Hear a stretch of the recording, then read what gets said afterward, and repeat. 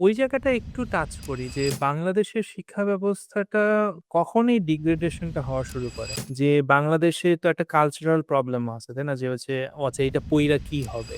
তোমার কি ওখানে কোনো প্রাইজ পেয়েছিলে? আমি ওকে। প্রথমবার প্রাইজ পাইনি। আমি দ্বিতীয়বার আর তৃতীয়বার যে জার্মানি আর কাজাখস্তানে অনারেবল মেনশন পেয়েছিলাম। শেষের বার হলো ১ না ২ পয়েন্টের জন্য ব্রোঞ্জ মিস হয়েছিল। ম্যাথ অলিম্পিয়াড করার পরে তুমি তারপরে স্ট্যামফোর্ডে কিভাবে চান্স পেলে? ফানি ব্যাপার হলো যে স্ট্যানফোর্ডে অ্যাপ্লাইয়ের ৬ মাস আগে পর্যন্ত আমি স্ট্যানফোর্ডের নাম কখনো শুনিনি। এরকম একটা অবস্থা। কি নিয়ে কাজ করলে পরে আমি রিসার্চ? রিইনফোর্সমেন্ট লার্নিং এ কাজ করেছি। What does it really mean to be a human?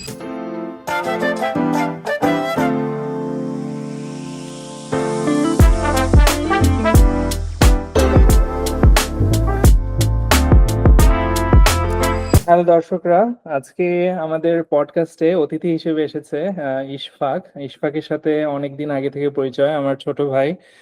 ও ওর খুবই ইন্টারেস্টিং জার্নি, সেই বাংলাদেশ থেকে শুরু করে তারপরে ইউএসএ তে, তারপর কানাডাতে। হ্যালো ইশফাক, কেমন আছো তুমি? এই তো ভালো। আপনি কেমন আছেন? এই তো চলছে। তোমাদের ওখানে এখন ওয়েদার কিরকম? আহ ওয়েদার এখন আজকে মানে রিলেটিভলি বেটার, মানে রিলেটিভলি বেটার বলতে এখানকার পার্সপেক্টিভে এখন টেম্পারেচার -২-৩ ডিগ্রি সেলসিয়াস। মন্ট্রিয়াল হুম, স্ট্যান্ডার্ডে মার্চের টাইমে এটা বেশ ভালো, কারণ ইউজুয়ালি ইট কুড বি মানে -১০, ১৫ এরকম হতে পারে আর কি। সো মানে ওয়েদার বেটার আর কি। হুম। হ্যাঁ, আমরা কাইন্ড অফ কমপ্লিটলি অপোজিট জায়গায়। আমি হচ্ছি টেক্সাস, খুবই হ্যাঁ, গরম। আর তুমি হচ্ছে একদম নর্থে, যেটাকে বলে আহ, কানাডার মন্ট্রিয়ালে। তোমাদের আমি যেরকম ইউএস এর মিড ওয়েস্টে ছিলাম, তুমি জানো যে পার্ডুতে ছিলাম, ওখানে যেরকম চারটা কাল আর কি, যেটাকে বলে হ্যাঁ, ফোর হ্যাঁ। সিজন। বাংলাদেশে তো আমরা খুবই ইউনিক, আমাদের ছয়টা ঋতু, সিক্স হুম। সিজন। তো কানাডাতে মন্ট্রিয়ালে কি তোমাদের কয়টা ঋতু ওখানে? ওখানে এখানে কিভাবে? চিন্তা করি, উইন্টার হলো প্রায় ৪-৫ মাস। হুম, তো ওটাই সবচেয়ে বড়। সামার খুবই ছোট, ৩ মাসের মতো। আর হলো স্প্রিং আর ফল খুবই ছোট। So, আমি বলবো যে মানে বাস্তবে যেটা ফিল হয় যে সামার আর উইন্টার এই দুই ভাগেই আর কি। আর রাইট। স্প্রিং ফল ওগুলা মানে ফল, হ্যাঁ, স্টিল ১-২ মাস বোঝা যায়। এই তো মানে এর বাইরে আসলে ওরকম তো মাথায় কাজ করে না, মানে এরকমই আর কি ফিল হয়। সো ওইটাই আসলে, মিড ওয়েস্টে যদি না থাকে, মিড ওয়েস্ট বলতে বোঝাচ্ছে শিকাগো এরিয়াতে, শিকাগো, উইসকনসিন অথবা ইন্ডিয়ানা, ওখানে থাকলে অ্যাটলিস্ট চারটা সিজন, স্পেশালি স্প্রিংটা অনেক সুন্দরভাবে পার করা যায়। তারপরে ফলে যে ওই যে হলুদ পাতা যেটাকে হ্যাঁ, বলে। হ্যাঁ, on the other hand California, যেহেতু সবাই ক্যালিফোর্নিয়া পছন্দ করে, কারণ ক্যালিফোর্নিয়া হচ্ছে খুবই নাতিশীতোষ্ণ, কিন্তু হ্যাঁ, ক্যালিফোর্নিয়া ক্যান বি বোরিং, কারণ ওখানে যে সিজনের চেঞ্জটা আসলে ওভাবে ওভাবে হ্যাঁ। বোঝা যায় না। না, অন দা আই এগ্রি, হ্যাঁ। Right, on the other Texas হচ্ছে অলমোস্ট ৮ মাসই গরম। এখন আচ্ছা। একটু গরম কম, আমি যেখানে থাকি। অস্টিনের এদিকে একটু পাহাড়ি, একটু হয়তো শীত, এবং স্প্রিংটা হয়তো একটু বোঝা যায়। আমি এখন এই মুহূর্তে অস্টিনে। আর তোমাদের ওখানে কাইন্ড অপোজিট, ৮ মাসই হয়তো ঠান্ডা, আর হয়তো হ্যাঁ, আহ, হ্যাঁ, মানে জ্যাকেট পরা শুরু করতে হয় অলমোস্ট মানে অক্টোবরের শেষে থেকে তো পড়তেই হয়। নভেম্বরে ফুল জ্যাকেট পরা শুরু করতে হয়। আর আম, হ্যাঁ, ডিসেম্বর, জানুয়ারি, ফেব্রুয়ারি, বিশেষ করে জানুয়ারি ফেব্রুয়ারিটা খুবই হার্শ উইন্টার। মার্চ থেকে আস্তে আস্তে কমা শুরু করে, এপ্রিলেও মাঝে মাঝে স্নো পড়ে। আহ আচ্ছা, কিন্তু মে থেকে বলা যায় যে মানে স্প্রিং সামার শুরু হলো আর কি। রাইট। তো তোমার কানাডায় ম্যাকগিলে যাওয়া হচ্ছে সেই রিসার্চের জন্যই। তো আমরা রিসার্চের গল্প, তুমি, I know that you are world class researcher, so ওটার গল্প আমরা পরে আসবো। আর একটু শুরু থেকেই শুরু করি। সেই তোমার সাথে প্রথম দেখা হলো সেই বাংলাদেশে, রাইট? তুমি তখন মানে ক্লাস 9-এ পড়ো, সেই হ্যাঁ, 2000 সালে। তো তোমার জন্ম কোথায় হয়েছিল বাংলাদেশে? আমার ময়মনসিংহে আমার বেড়ে ওঠা। ওখানে স্কুল কলেজ সবকিছু। তো ওইখান থেকে পরে তো হ্যাঁ, ময়মনসিংহে বেড়ে বেড়ে ওঠা বেসিক্যালি, যেহেতু আব্বু আম্মু চাকরি সূত্রে ওখানেই আর কি এখনো আছেন। বাংলাদেশ এগ্রিকালচার ইউনিভার্সিটি ক্যাম্পাসে ওখানে বড় হওয়া আর কি, ওখানে যে স্কুল কলেজ। আচ্ছা, তো তোমার বাবা বাবা হচ্ছে বাংলাদেশ এগ্রিকালচার, কৃষি কৃষি খাতে ছিলেন নাকি? হ্যাঁ, আব্বু আম্মু দুইজনেই হলো এগ্রিকালচার ইউনিভার্সিটি তে প্রফেসর। আব্বু রিটায়ার করেছেন, আম্মু এখনো আরো কয়েক বছর জব আছে। তো হ্যাঁ, তো এই ক্যাম্পাসে এই সূত্রে বড় হওয়া আর কি বলা যায়। ওনার স্পেশালিটি কোনটা? কৃষি খাতেও তো অনেক দুইজনেই স্পেশালিটি নেই? ফিশারিজে যে মৎস্য যে এই ব্যবস্থাপনা ওই ইসেতে কৃষি বিশ্ববিদ্যালয় মানে 6টা ডিফারেন্ট বিভাগ, কিন্তু ফিশারিজ সাইডে হলো তাদের স্পেশালিটি। তো ময়মনসিংহে কোন স্কুলে পড়েছিলে তুমি? ময়মনসিংহে আমি পড়েছি ক্যাম্পাসেই হলো কৃষি বিশ্ববিদ্যালয় স্কুল, যেটা হলো যে এসএসসি পর্যন্ত। তারপরে হলো এসএসসি দেওয়ার পর হলো ক্যাম্পাসেরই আউটস্কার্টে কলেজ হলো কৃষি বিশ্ববিদ্যালয় কলেজ। সো মানে ইউনিভার্সিটি দ্বারা পরিচালিত বা মানে সেমি ইন্ডিপেন্ডেন্ট বলা যায় আর কি। আমি এক্স্যাক্টলি তাদের এটা কি মানে ইন্ডিপেন্ডেন্স বা এটা কি সরকারি না আধা সরকারি সেটা হয়তো আমার খেয়াল নেই, কিন্তু মানে ইউনিভার্সিটি দ্বারা কিছুটা মানে কন্ট্রোলড আর কি বলা যায় সিস্টেমে। বুঝতে পেরেছি। তার মানে কি, তো মানে তোমার সাথে যারা তোমার যারা ক্লাসমেট ছিল তারা অনেকেই তাদের বাবা মাও হয়তো তোমার কৃষি বিশ্ববিদ্যালয় ছিল নাকি? তাদের বেসিক্যালি যেটা হয়েছে যে কৃষি বিশ্ববিদ্যালয় ক্যাম্পাস, তারপরে পাশে আরো কিছু নেইবারহুড আছে, যেরকম এফআরআই বলে, তারপর বিনা বলতো, তারপরে হলো কেওটখালী আরেকটা এরিয়া আছে। তো আহ, এরকম আশেপাশে বেশ কয়েকটা রিজিয়নকে কাভার করতে এই দুইটা স্কুল কলেজ। এবং হইলো ময়মনসিংহ যে শহর, সেখান থেকে অনেকে আসতো কলেজে আর কি। তো আমাদের কলেজটা হলো আনন্দমোহন কলেজ। তো ময়মনসিংহ একটা বিখ্যাত কলেজ, কিন্তু ওটা হলো আমরা যখন পড়তাম তখন হলো ওদের 11 আর 12 গ্রেডটা বন্ধ ছিল অনেকদিন। তো তখন দেখা যেত যে শহরের একটা বিগ পোর্শন অফ স্টুডেন্টস হলো জিলা স্কুল থেকে আমাদের কলেজে আসতো আর কি, এরকম আচ্ছা, ছিল। তুমি তাহলে ওখানে কৃষি বিশ্ববিদ্যালয় স্কুলে ক্লাস মেট্রিক পর্যন্ত, ক্লাস 10 পর্যন্ত হ্যাঁ, পড়েছিলে ক্লাস নাকি? আচ্ছা, এবং তখন তুমি ক্লাস 9-এ থাকা অবস্থাতেই, সো আমি তো দর্শকদের উদ্দেশ্যে বলতে পারি যে তুমি ম্যাথ অলিম্পিয়াড শুরু হয়েছিল মানে 2005 কি 2004-এর দিকে মনে হয়। তো চারে বা পাঁচে প্রথম টিম মনে হয় গিয়েছিল 2005-এ, যে নাফি ভাই, শান্ত ভাই, তারপরে যে মিতু আপু, তারা যে গেলেন, ফারিয়া আপু, তারা right, 2005-এ। So আমার মনে হয় চারে শুরু হয়েছিল, মানে বাংলাদেশে যেটা। right. আমি আমার মনে আছে 2004-এ মনে হয় রংপুরে ছিলাম, আমি রংপুর ক্যান্টনমেন্টে ছিলাম। বা আমাদের স্কুলে অনেকটা ওইরকমই ছিল যে ক্যান্টনমেন্ট দ্বারা পরিচালিত। আর হুম। বাংলাদেশে তো অনেক ক্যান্টনমেন্ট স্কুল আছে। তো তখন জাফর ইকবাল স্যার এসেছিলেন, আরো অন্যান্য। তখন প্রথম ম্যাথ অলিম্পিয়াডের সাথে পরিচিত তো এই স্কুল থেকেই। তোমারও হয়তো সেমই হবে, রাইট? তোমাদের স্কুল থেকে, তোমাদের স্কুলে কি কোনো উৎসব হয়েছিল নাকি, অথবা উৎসব তোমাদের? আমি একটা সময় হয়নি, আমি যখন ইউএসএ তে আন্ডারগ্রেড করি তখন একবার হয়েছিল। তো ওইটা আমি ডিসেম্বর ছুটিতে যখন গিয়েছিলাম তখন মানে লাকিলি ওই টাইমে পড়েছিল। তো তখন একবার হয়েছিল, কিন্তু ইউজুয়ালি হতো আইদার জিলা স্কুলে অথবা যে বিদ্যাময়ী সরকারি বালিকা উচ্চ বিদ্যালয় আছে ওইখানে হতো। আমার প্রথম যে আঞ্চলিক ওটা বিদ্যাময়ী স্কুলে ছিল 2006 সালে। হ্যাঁ, যখন তুমি ক্লাস 9-তে, তুমি কি হ্যাঁ, আগে ক্লাস 9-এ উঠেছি মাত্র এরকম। কি এটাতে উৎসাহী ছিলে, নাকি ওখানে পার্টিসিপেট করার পরে তোমার সেই উৎসাহটা জেগে ওঠে? আমি বলবো যে পার্টিসিপেট করার পরে, কারণ মজার স্টোরি হলো যে আমি মানে যখন প্রথমবার যাই ওই দিন আমি আসলে যেতেই চাইনি, আমার বাসা থেকে জোর করে পাঠায় যে না just পরীক্ষাটা দাও, দেখো কি রকম লাগে। কিন্তু হুম। আমি আর কি যে না গিয়ে লাভ কি, আমি তো মানে পারবো না বা এরকম একটা এই ছিল, অবস্থা ছিল।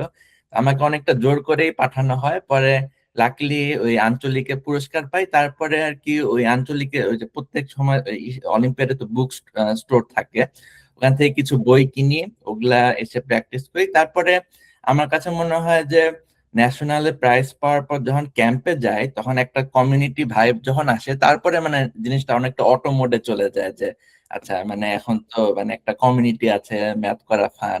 এরকম আর কি। তো হ্যাঁ।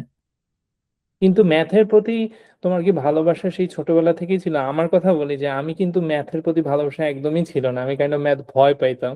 আচ্ছা। নটরডেম কলেজে যখন যাই, তুমি আমাদের অন্য পডকাস্টে শুনতে পারবে, আমার ফ্রেন্ডের সাথে গল্প করছিলাম যে নটরডেম কলেজে যাওয়ার পরে যখন কিছু স্যার প্লাস ম্যাথ অলিম্পিয়াডের সুবাদে ম্যাথের প্রতি ভালোবাসাটা আমার গড়ে ওঠে, এবং আলটিমেটলি আমি কখনো ভাবিও নেই ছোটবেলায় যে আমি ইঞ্জিনিয়ার হইতে চাই।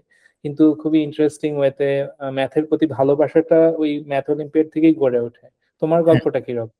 আমার হলো ম্যাথ ভালো লাগতো, মানে স্কুল বা স্কুলের যে পড়াশোনার গণ্ডির মধ্যে ম্যাথ সায়েন্স দুইটা মানে ভালো লাগতো। আমার বায়োলজিটা হলো একটু অপছন্দের ছিল, কিন্তু আদারওয়াইজ ফিজিক্স কেমিস্ট্রি বা মানে ম্যাথমেটিক্যাল সায়েন্স গুলা, ওগুলা আমার খুবই পছন্দের ছিল। কিন্তু মানে আমি আর কি এই স্কুলের পড়াশোনার বাইরে আর আউটলেট কি হতে পারে সেটা সম্পর্কে আইডিয়া ছিল না। তো এজন্য মানে আমি বলতে পারবো না যে আমি উৎসাহ নিয়ে অনেক কিছু এক্সট্রা করতাম বা এরকম, হয়তো তেমন না, হয়তো সায়েন্স ম্যাগাজিন বা অনেক কিছু যে হয়তো টুকটাক পড়তাম। কিন্তু মানে ম্যাথ অলিম্পিয়াড যখন পার্টিসিপেট করলাম, ওইটা হলো প্রথম আউটলেট। আচ্ছা মানে একটা জগৎ খুলে যাওয়ার মতো অবস্থা, যে আচ্ছা এখানে তো অনেক কিছু এক্সট্রা আছে স্কুলের বই বা পড়াশোনার বাইরে। তো তখন আর কি ওই দিকে আর কি অনেকখানি টাইম দেওয়া শুরু করলাম আর কি। হ্যাঁ, এভাবেই আর কি অনেকটা শুরু। নাইস। সো সিমিলার, হয়তো আমাদের যারা ম্যাথ অলিম্পিয়াডে অ্যাটলিস্ট প্রথম ক্যাম্পে আমরা যারা যাই সবার গল্পই হয়তো এরকম হবে, কারণ হ্যাঁ, পরবর্তীতে যারা আসে পরের বছরগুলোতে হয়তো তারা অলরেডি কিছু এক্সপোজার হয়েছিল, অলরেডি হয়তো বাইরে অলরেডি আমরা কিছুটা হলে অনারেবল প্রাইজ গুলো পাওয়া শুরু করেছিলাম। সো একটা ট্রেন্ড তৈরি হয়ে গেছিল, যেটা আমাদের সময় মাত্র শুরু হচ্ছিল, যেটাকে বলে, হ্যাঁ, রাইট? হ্যাঁ, তুমি মানে আমাদের সময় ব্যাপারটা ছিল যে মানে মানে কেন এটা করব বা কি হবে, ওই ইনসেনটিভ গুলা অত অত ভিজিবল ছিল না। এখন যেরকম অনেক ইনসেনটিভ আছে, মানে আমি বলবো মানে না সবাই ইচ্ছা, নিজের ইচ্ছার জন্যই করে, কিন্তু এটার যে কিছু বেনিফিট আছে, মানে অনেক করলে যে অনেকগুলা লাভ বা ইনসেনটিভ, অনেক কিছু দেখা যায় পত্রিকা যে অমুকে মেডেল পেয়েছে বা অনারেবল মেনশন পেয়েছে। আমাদের একদম শুরুর দিকে তো ওই জিনিসগুলা ছিল না, জাস্ট ফানের জন্য করা বা যাওয়া অনেকটা এরকম ছিল। তারপরে না আমরা আস্তে আস্তে অ্যাজ এ কান্ট্রি হয়তো দেখলাম যে এখানে অনেক কিছু মানে অ্যাচিভ করা পসিবল অ্যাজ এ কান্ট্রি। এটাই খুবই একদম খুবই সত্য কথা বলছো। এবং আমাদের ওইটা আমিও ফিল করেছিলাম যে ম্যাথ অলিম্পিয়াডে আমাদের 2006 ম্যাথ অনেকটা আমরা কেন ক্যাম্পিং করতেছি টাইপের, ক্যাম্পিং করতেছি সাথে মজার কিছু শিখতেছি, কিছু কিছু ক্লাসে কিছুই বুঝতেছি না, পুরো চোখ বড় বড় হয়ে যাচ্ছে কি বলতেছে এইসব। আবার ধরো যে কিছু কিছু যখন আবার বুঝতে পারতেছি জিনিসটা, তখন আবার মাথায় খেলো এটা তো অনেক সুন্দর, কিন্তু কমপ্লিটলি আমরা ওই ভবিষ্যৎ নিয়ে চিন্তাই করি নাই, যে আমরা হ্যাঁ, জাস্ট ওই সবাই মিলে শিখতেছি এবং হয়তো আমরা পার্টিসিপেট করব। এবং আলটিমেটলি ওই ক্যাম্পটা থেকে তো মনে অনলি 4 জন যায়, রাইট? আমাদের দুই হাজার হ্যাঁ, ছয়ের ক্যাম্প। ওই বছর 4 জন যায়।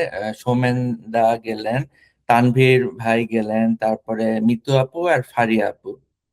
Right, right. এবং তো ওই সময় তোমার কি মনে আছে ওরা প্রাইজ পেয়েছিল কিনা, কোনো আহ, অনারেবল বছরই মেনশন? প্রথম 2006 সালে তারা হলো প্রথম 2টা অনারেবল মেনশন পায়। বাংলাদেশের আচ্ছা, যে প্রথম 2টা অনারেবল মেনশন ওটা ওই বছরই পায়। সোমেন দা আর হলো তানভীর ভাই পায়। ওইটা যে আচ্ছা, কোন দেশে হয়েছিল আমার স্লোভেনিয়াতে হয়েছিল মোস্ট লাইকলি। আচ্ছা, আচ্ছা। 2006, এবং সেটা হচ্ছে আমাদের সেকেন্ড পার্টিসিপেশন ছিল, তাই না? তো এর আগে, হ্যাঁ, তার আগে 2005-এ হলো মেক্সিকোতে 6 জনের একটা টিম যায়। রাইট। এবং ওইটা হয়তো আমাদের মেনশন করা উচিত এখন, নাফি ভাই, শান্ত ভাই, they are kind of how do I say pioneer বলা যায় হ্যাঁ, বাংলাদেশের। হ্যাঁ, এবং হ্যাঁ, এক্স্যাক্টলি। গুগলে যে বাংলাদেশ থেকেই চাকরি পাওয়া যায়, অথবা অনেক হাই লেভেলে যে বাংলাদেশ থেকে ম্যাথ অলিম্পিয়াডে অনেক তারপর ওনারা মানে ইয়েও করতো, ওই যে এসিএম আইসিপিসি, হ্যাঁ, এসএমসি করতো। এবং ওই যে ওই ট্রেন্ডটা তৈরি করা শান্ত ভাই, ওনাদের ওনার ম্যাথ অলিম্পিয়াডে তো ওনারা অনেক প্রথম ব্যাচ ছিল। হ্যাঁ, এবং লাকিলি আমি বলবো আমার বুয়েটের যাত্রার পিছনে কাইন্ড অফ নাফি ভাইয়ের একটা বড় অবদান আছে। নাফি ভাইয়ের সাথে কোনো না কোনো ভাবে মনে হয় অলিম্পিয়াডের সময় বন্ধুত্ব টাইপের হয়েছিল, মেন্টর টাইপের। তো নাফি ভাইয়া একদম বাসায় চলে যাইতাম অনেক সময়। তখন আচ্ছা আচ্ছা। এসিএম প্রতি মানে উৎসাহ করছিল, বাট আমি তো ছিলাম অলস, আমি ছিলাম সবার থেকে সবচেয়ে অলস। না, আমার ইন্টারেস্ট ছিল, কিন্তু ওই যেটাকে বলে হার্ড ওয়ার্ক ডেডিকেশনটা হয়তো ওই সময় ওইভাবে ওই লেভেলে তখনও ছিল না। বাট অ্যাটলিস্ট আমি মজা পাইতাম, করে মজা পাইতাম। আম, এবং আলটিমেটলি নাফি ভাইয়া তো পরে মনে হয় গুগলে চলে যায়। হ্যাঁ তারপরে আমি তো বুয়েটে সিএসসি তে চান্স পাই, তারপর জাপানে চলে যাই। তখন মনে হয় তোমাদের ব্যাচটা, তুমি কি তার তুমি আমি কবে গেলে? তারিক আদনান মুনের সাথে ওই ব্যাচের। তা আমাদের পরে মানে আমাদের ব্যাচে প্রথমে হলো মুন আর নাজিয়া তো 2007-এর অলিম্পিয়াডে যায় ভিয়েতনামে যেটা হয়। আর আমি যাই প্রথমে 2008 সালে মাদ্রিদে, স্পেনে যেটা হলো ওইটা। ওটা হলো আমার প্রথম আইএমও ছিল আর কি।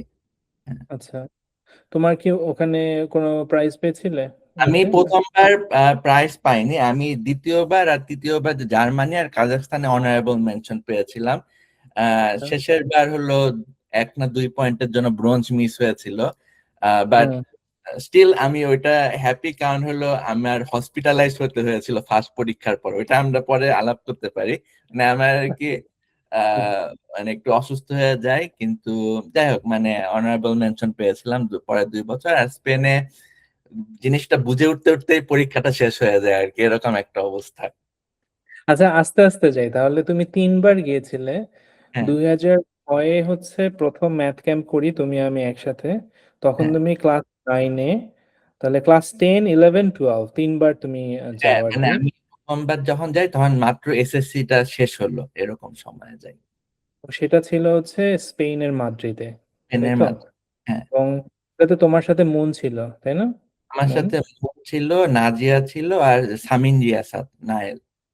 আচ্ছা, ওদের মধ্যে কেউ কি পেয়েছিল অনারেবল? ওই মাদ্রিদে হলো অনারেবল মেনশন নাজিয়া পেয়েছিল, আমরা বাকিরা হলো 1-2 পয়েন্ট কম পেয়েছিলাম, মানে এজন্য অনারেবল মেনশন হয়নি। পরে হলো 2009-এ যে অলিম্পিয়াডটা হয় ওই বছর হলো সামিন রিয়াসাত নাইল আর হলো নাজিয়া ব্রোঞ্জ পেয়েছিল। আচ্ছা, সেটা হচ্ছে তুমি তখন কি 11-এ আমি নাকি? 11। হ্যাঁ। এটা হয়েছিল কোথায়, কাজাখস্তানে? ওটা হলো ইসেতে ব্রেমেনে, জার্মানিতে। জার্মানির ব্রেমেনে, আচ্ছা। ওইটাতেও তুমি গিয়েছিলে, তাই না? ওইটাতেও তুমি ছিলে ছিলে ওইখানে অনারেবল মেনশন ছিল। তোমার অনারেবল মেনশন ছিল তুমি আর আর কে ছিল বলে, নাজিয়া, আর কে ছিল? নাজিয়া, মুন, আহ, নায়েল, তারপরে হলো জুবায়ের ছিল জার্মানিতে, আর প্রাণন ছিল। আচ্ছা। আচ্ছা, ওদের কি কোনো ইয়ে আছে নাকি, যে কতজন যেতে পারবে টাইপের কোনো লিমিটেশন আছে নাকি? প্রত্যেক দেশ থেকে ম্যাক্সিমাম 6 জন যেতে পারে। আচ্ছা, আচ্ছা। তো এর প্রথমবার যখন গেলে তখন কতজন ছিল? তখন তো 6 জন ছিল না যখন নাকি? গেলাম তখন আমি যেবার নাকি বাংলাদেশ থেকে প্রথমবার? তুমি যেবার গেলে। আমি যেবার গেলাম প্রথমবার 4 জন ছিল, আচ্ছা, পরের বার 6 জন। আর কাজাখস্তানে যখন যাই সে বছর মনে হয় 5 জন গিয়েছিলাম। আচ্ছা। কাজাকিস্তানে যেটা বললে যে তুমি অল্পের জন্য ব্রোঞ্জ মিস করেছো হ্যাঁ নাকি? হ্যাঁ, অসুস্থ কোথায় হয়েছিলে, কাজাকিস্তানে? কাজাখস্তানে অসুস্থ হয়েছিলাম তো। মানে মজার স্টোরিটা হলো যে কাজাখস্তানে হলো ঘোড়ার মাংস হলো খায়। তো আমাদের ঘোড়ার মাংস খেতে দিয়েছিল, তো মানে সবাই আর কি ফান করে, ইনফ্যাক্ট এটা প্রথম আলোতে আসছিল যে আমি নাকি ঘোড়ার মাংস খেয়ে অসুস্থ হয়ে গিয়েছি। আচ্ছা, তো আসল ঘটনা কি, বলো আসল ঘটনা কি হচ্ছে? হইলো যে পরীক্ষার দিন সকালে থেকে আমার মানে খুব হলো মানে শরীর খারাপ করে তো, মানে সকালে মানে, এবং ওদের যে মানে অলিম্পিয়াডের ভেন্যুতে যে ডাক্তার ছিল ওরা ইংলিশ বলতে পারছিল না, তা আমাকে ওরা প্রায় 6-7টা ওষুধ খাওয়িয়ে দিয়ে পরীক্ষার হলে পাঠিয়ে দেয়। হ্যাঁ, হ্যাঁ, হ্যাঁ। তারপরে আমি আচ্ছা, তো পরীক্ষার হলে তো 4 ঘন্টা 4.5 ঘন্টা পরীক্ষা, তো তা আমি আমার মনে আছে যে আধা ঘন্টা আমি মনে হয় ঘুমিয়ে পড়েছিলাম।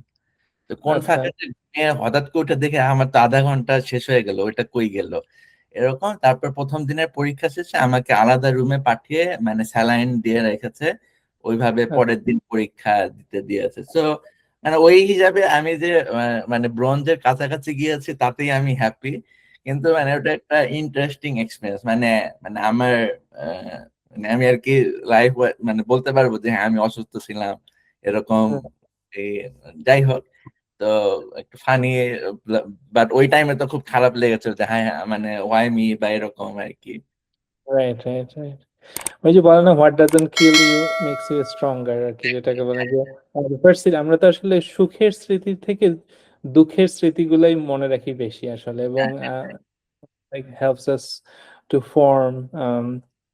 তো যারা আসলে ভবিষ্যতে ম্যাথ অলিম্পিয়াড করতে চায় তাদের জন্য তুমি কি একটু ফরম্যাটটা বলবে, যে অ্যাটলিস্ট তোমার তোমার যতখানি মনে আছে, এখন হয়তো চেঞ্জ হইলেও হইতে পারে, অথবা যদি এখনকারটাও জানো বলতে পারো যে। হ্যাঁ আমি হুম মেইনলি যেটা স্ট্রাকচার, এখন কিছু হয়তো যে অনলাইন সিলেকশন বা কিছু মনে হয় অ্যাড হয়েছিল, এখনো আছে কিনা আমি জানি না, কিন্তু আমাদের সময় বা এখনো মেইন যে পার্টটা ওটা হলো ডিভিশনাল অলিম্পিয়াডে হলো মেইন বাছাইটা হয় যারা ন্যাশনালে যাবে ওটা। তো প্রত্যেক ডিভিশনালে হয়তো প্রত্যেক category, primary, junior, secondary, higher secondary, ওখান থেকে হয়তো আমার ধারণা রাফলি 20-25 জন করে হলো সিলেক্ট হয়। আম, বা হ্যাঁ 15 থেকে 20 জন এরকম ডিপেন্ড করে। আম, তারপরে তারা হলো ন্যাশনালে যায়। তো এরকম আমাদের সময় ডিভিশনালের সংখ্যাটা একটু কম ছিল আমার যতদূর মনে পড়ে, এখন আরো অনেক জায়গায় ডিভিশনাল হয়, তো এই নাম্বারটা কম বেশি হতে পারে। তো যারা ডিভিশনালে উইনার থাকে তারা হলো ন্যাশনালে যায়, এবং ন্যাশনালে উইনার যারা হয় স্পেশালি জুনিয়র থেকে হায়ার সেকেন্ডারি ক্যাটাগরি পর্যন্ত যারা উইনার হয় তারা হলো ম্যাথ ক্যাম্পে ডাক পায়, এবং ম্যাথ ক্যাম্প ইউজুয়ালি অ্যাটলিস্ট 2টা হয় আমাদের সময় থেকে। যেহেতু এসএসসি এইচএসসি এর জন্য অ্যাটলিস্ট এক গ্রুপ হলো বাদ পড়তো, এজন্য 2টা করা শুরু করে। তো এই 2টা ম্যাথ ক্যাম্পে পরীক্ষা যেগুলো হয় ওগুলোর উপর বেস করে হলো আইএমও টিমটা সিলেক্ট করা হয়। তো রাফলি এটাই স্ট্রাকচার, এখানে আরো প্লাস মাইনাস হয়তো অ্যাড হয়েছে, আমি এক্সাক্ট ডিটেল জানি না কারণ আমি তো অনেক আগে করেছি। সো কিন্তু আমার পরিচিত সার্কেলে যা শুনেছে যে এখন টুকটাক কিছু এক্সট্রা অনলাইন কিছু চালু হয়েছিল বিশেষ করে কোভিড এর টাইমে আর কি। আহ, হ্যাঁ অনলাইন সিলেকশন, তারপরে ডিভিশনালে তারা যাবে যাতে ডিভিশনালে যাতে হলো জায়গা সংকুলান হয় আর কি বেসিক্যালি। রাইট। এটা তো গেল হচ্ছে সিলেকশনের, যেটাকে বলে ধাপে ধাপে আলটিমেটলি পার্টিসিপেশনের ওয়ে আর কি। কিন্তু ওই ম্যাথ অলিম্পিয়াডে যে টপিক গুলো আসে, হ্যাঁ অথবা যে যে গুলোতে ফোকাস দেওয়া হয়, অবভিয়াসলি আমরা তো এখন ইউনিভার্সিটিতে যাই নাই, মানে হুম, হাই লেভেল পর্যন্ত।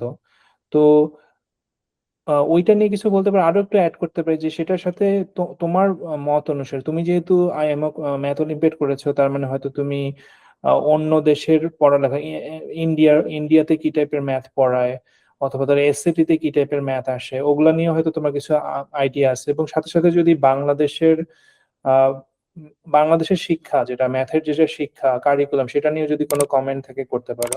হ্যাঁ সো হ্যাঁ। হুম। হ্যাঁ তো বেসিক্যালি আইএমওতে বা ম্যাথ অলিম্পিয়াডে যে টপিক গুলা কাভার করে একটু চিন্তা করি, জ্যামিতি, প্রুফ বেসড জ্যামিতি ইউজুয়ালি, তারপরে কম্বিনেটরিক্স, নাম্বার থিওরি, আর অ্যালজেব্রা। অ্যালজেব্রার মধ্যে হ্যাঁ যদি ভেঙে ভেঙে বলো প্রত্যেকটা হ্যাঁ টপিক। হ্যাঁ জ্যামিতি হলো আমরা স্কুল কলেজে যে জ্যামিতিটা পড়ি, যে উপপাদ্য, যে আমরা আমাদের সময় এক্সট্রা বলতো যে প্রমাণ করো, হ্যাঁ তো এটা আরেকটু কমপ্লিকেটেড ফর্মে ওইরকম, আহ, যে মাল্টিপল উপপাদ্য বা এক্সট্রা যোগ করলে যে একটা মানে কমপ্লিকেটেড প্রবলেম হবে, অনেকটা ওইরকম স্ট্রাকচারের হবে হয়তো স্ট্যান্ডার্ড জ্যামিতি প্রবলেম গুলা, ডিপেন্ডিং অন ডিফিকাল্টি। তো সেটা একটা। আর তারপরে বললাম কম্বিনেটরিক্স। তো কম্বিনেটরিক্স সোজা এক্সাম্পল হতে পারে যে আমরা যে কলেজ লেভেলে যে পারমুটেশন কম্বিনেশন, ওটা হলো সবচেয়ে ইজি ফর্ম অফ মানে এক্সাম্পল অফ কম্বিনেটরিক্স। একটা জিনিস সার্টেন ওয়েতে কিভাবে কয়টা ওয়েতে করা যায় ওগুলা কম্পিউট করার উপায়। কিন্তু কম্বিনেটরিক্স আরো অনেক কমপ্লিকেটেড প্রবলেম তো হতে পারে, তো মানে আমি on top of my head আমি হয়তো এক্সাম্পল দিতে পারছি না, হয়তো একটা গ্রিডে এক মাথা থেকে আরেক মাথা কয় ভাবে যাওয়া যায় উইথ সাম কনস্ট্যান্ট, এটা একটা প্রবলেম হতে পারে, ইজি প্রবলেম। কিন্তু অবভিয়াসলি আইএমওতে আরো জটিল প্রবলেম হবে, মানে এটা জাস্ট বোঝানোর জন্য বললাম। আর নাম্বার থিওরি হলো ওই যে বিভিন্ন যে ইন্টিজারের যে প্রপার্টি, আমরা যে ফার্মাস লাস্ট থিওরেম বা ফার্মাস লিটল থিওরেম, এগুলা হলো নাম্বার থিওরি প্রবলেমের উদাহরণ, যে বা পিথাগোরিয়ান ট্রিপল কিভাবে কনস্ট্রাক্ট করা যায়, এগুলা নাম্বার থিওরির এক্সাম্পল। অফকোর্স মানে আমি প্রবলেমের দিকে যাচ্ছি না, মানে কি কি প্রবলেম, আর আমার মনেও নাই কি কি মানে স্ট্যান্ডার্ড এক্সাম্পল কি হতে পারে। আর অ্যালজেব্রার মধ্যে কাভার করে বিভিন্ন অসমতা বা যে ইনইকুয়ালিটি, তারপর যে ফাংশনাল ইকুয়েশন কাভার করা যায়। আম, আরো কিছু ডিফারেন্ট মানে মিসেলেনিয়াস প্রবলেম পড়ে অ্যালজেব্রার মধ্যে, কিন্তু মেইনলি ফাংশনাল ইকুয়েশন অথবা ইনইকুয়ালিটি প্রমাণ করা, এগুলাই ইনইকুয়ালিটি অ্যালজেব্রার প্রবলেম হিসেবে ক্লাসিফাই করা যায় আর কি। হ্যাঁ, তো এটা তো প্রবলেমের ধরনগুলা গেল। এখন বাংলাদেশের অ্যাটলিস্ট আমাদের সময়ে যেটা ভালো দিক ছিল যে জ্যামিতির যে প্রবলেম গুলা, আমাদের যে জ্যামিতির সিলেবাস ছিল সেটা খুব উন্নত ছিল। এজন্যই কিন্তু ম্যাথ অলিম্পিয়াডে আমরা যখন প্রথম দিকে মানে বাংলাদেশ ম্যাথ অলিম্পিয়াড যখন স্ট্র্যাটেজি ঠিক করে, তখন কিন্তু একটা স্ট্র্যাটেজি ছিল যে আমরা প্রথমে জ্যামিতি সলভ করা শিখবো আইএমও লেভেলে, এবং প্রথম দিকে অনারেবল মেনশন বা মেডেল গুলো আসতো জ্যামিতি প্রবলেম সলভ করে।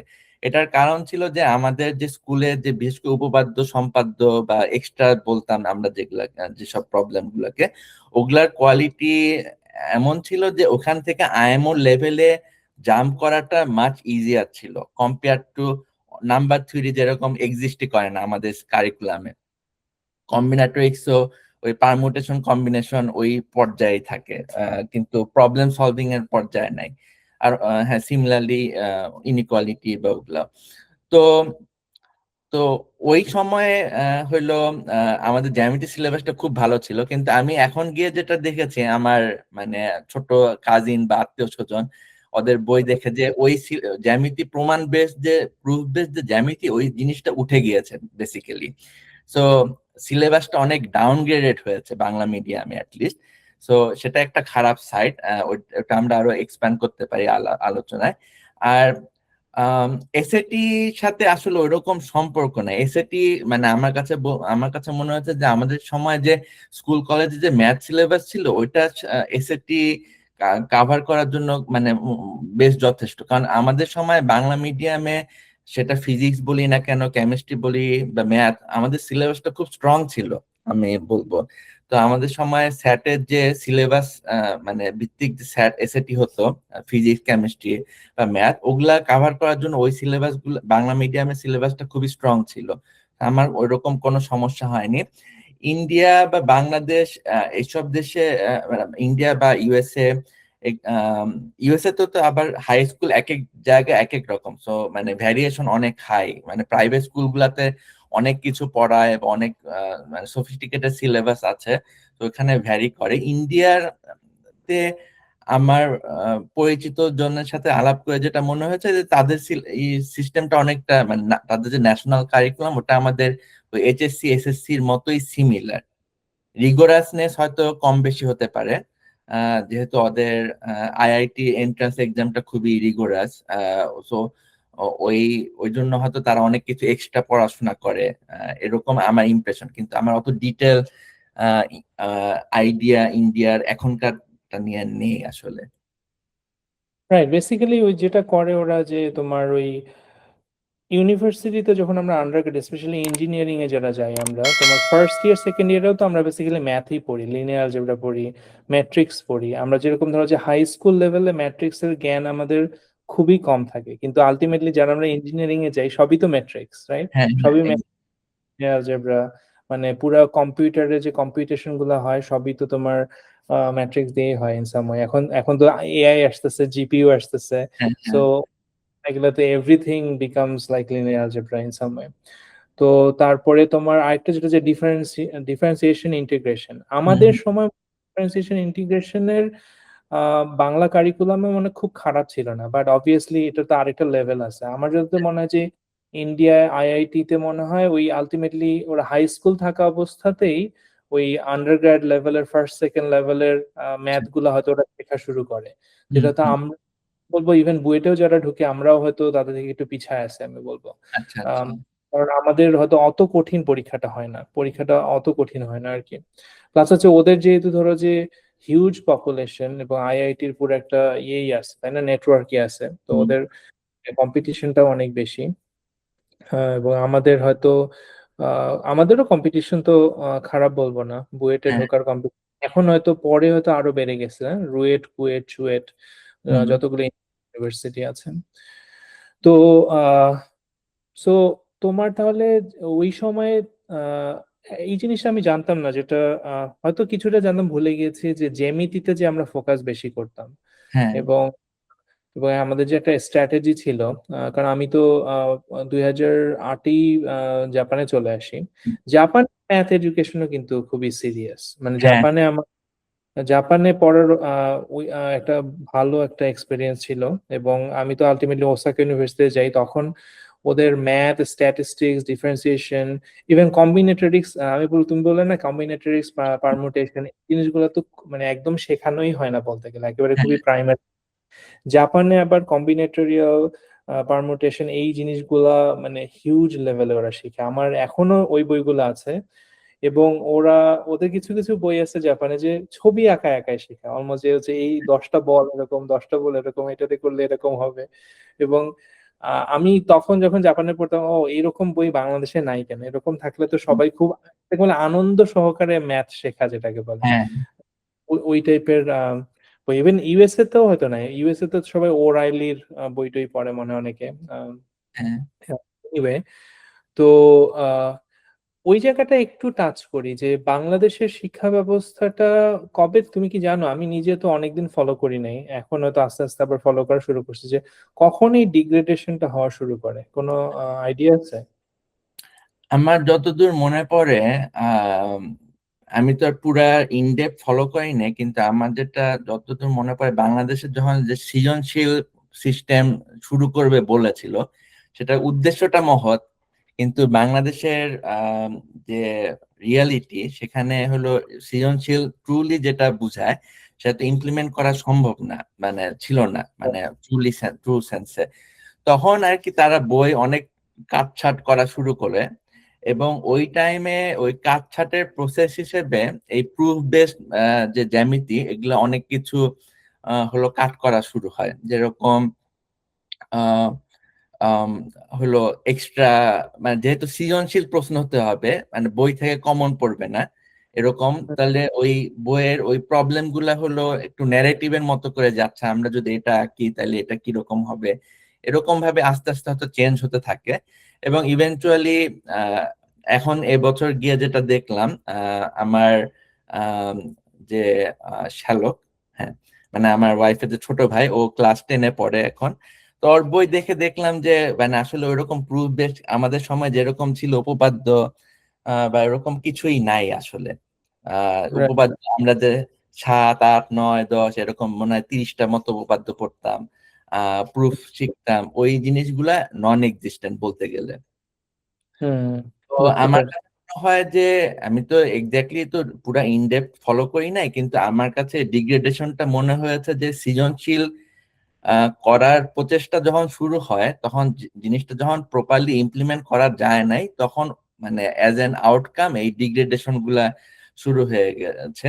এবং এই যে আমাদের কলেজের যে সিলেবাসটা ছিল, যে যেরকম কেমিস্ট্রিতে আমরা অর্গানিক কেমিস্ট্রি কিন্তু অনেক পড়তাম, এবং রাইট। ওই অর্গানিক কেমিস্ট্রি আমার মনে আছে, যদিও আমি ইউনিভার্সিটিতে উঠে কেমিস্ট্রি কোর্স ইভেন্চুয়ালি করিনি, কিন্তু আমি করার জন্য অলমোস্ট ডিসাইডেড ছিলাম। তো যে অর্গানিক কেমিস্ট্রি কোর্স মানুষ ফার্স্ট ইয়ার সেকেন্ড ইয়ারেও করে, ওই ওই সিমিলার অ্যামাউন্ট অফ কন্টেন্ট আমরা 11, 12 গ্রেডেই করতাম, কিন্তু ওই রাইট। জিনিসটা অনেকখানি মানে বাদ দিয়ে দিয়েছে এখন।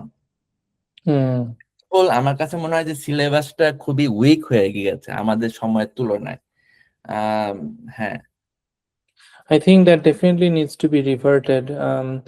মানে যেটা হয় যে যে আসলে আন্তর্জাতিক মানের আলটিমেটলি বাংলাদেশের শিক্ষা ব্যবস্থা এবং বাংলাদেশের যেটা মেইন প্রবলেম, বাংলাদেশের শিক্ষা ব্যবস্থার থেকেও বড় প্রবলেম হলো যে এই যে কোচিং ভিত্তিক পড়ালেখা যেটাকে বলে, বা পরীক্ষা ভিত্তিক পড়ালেখা।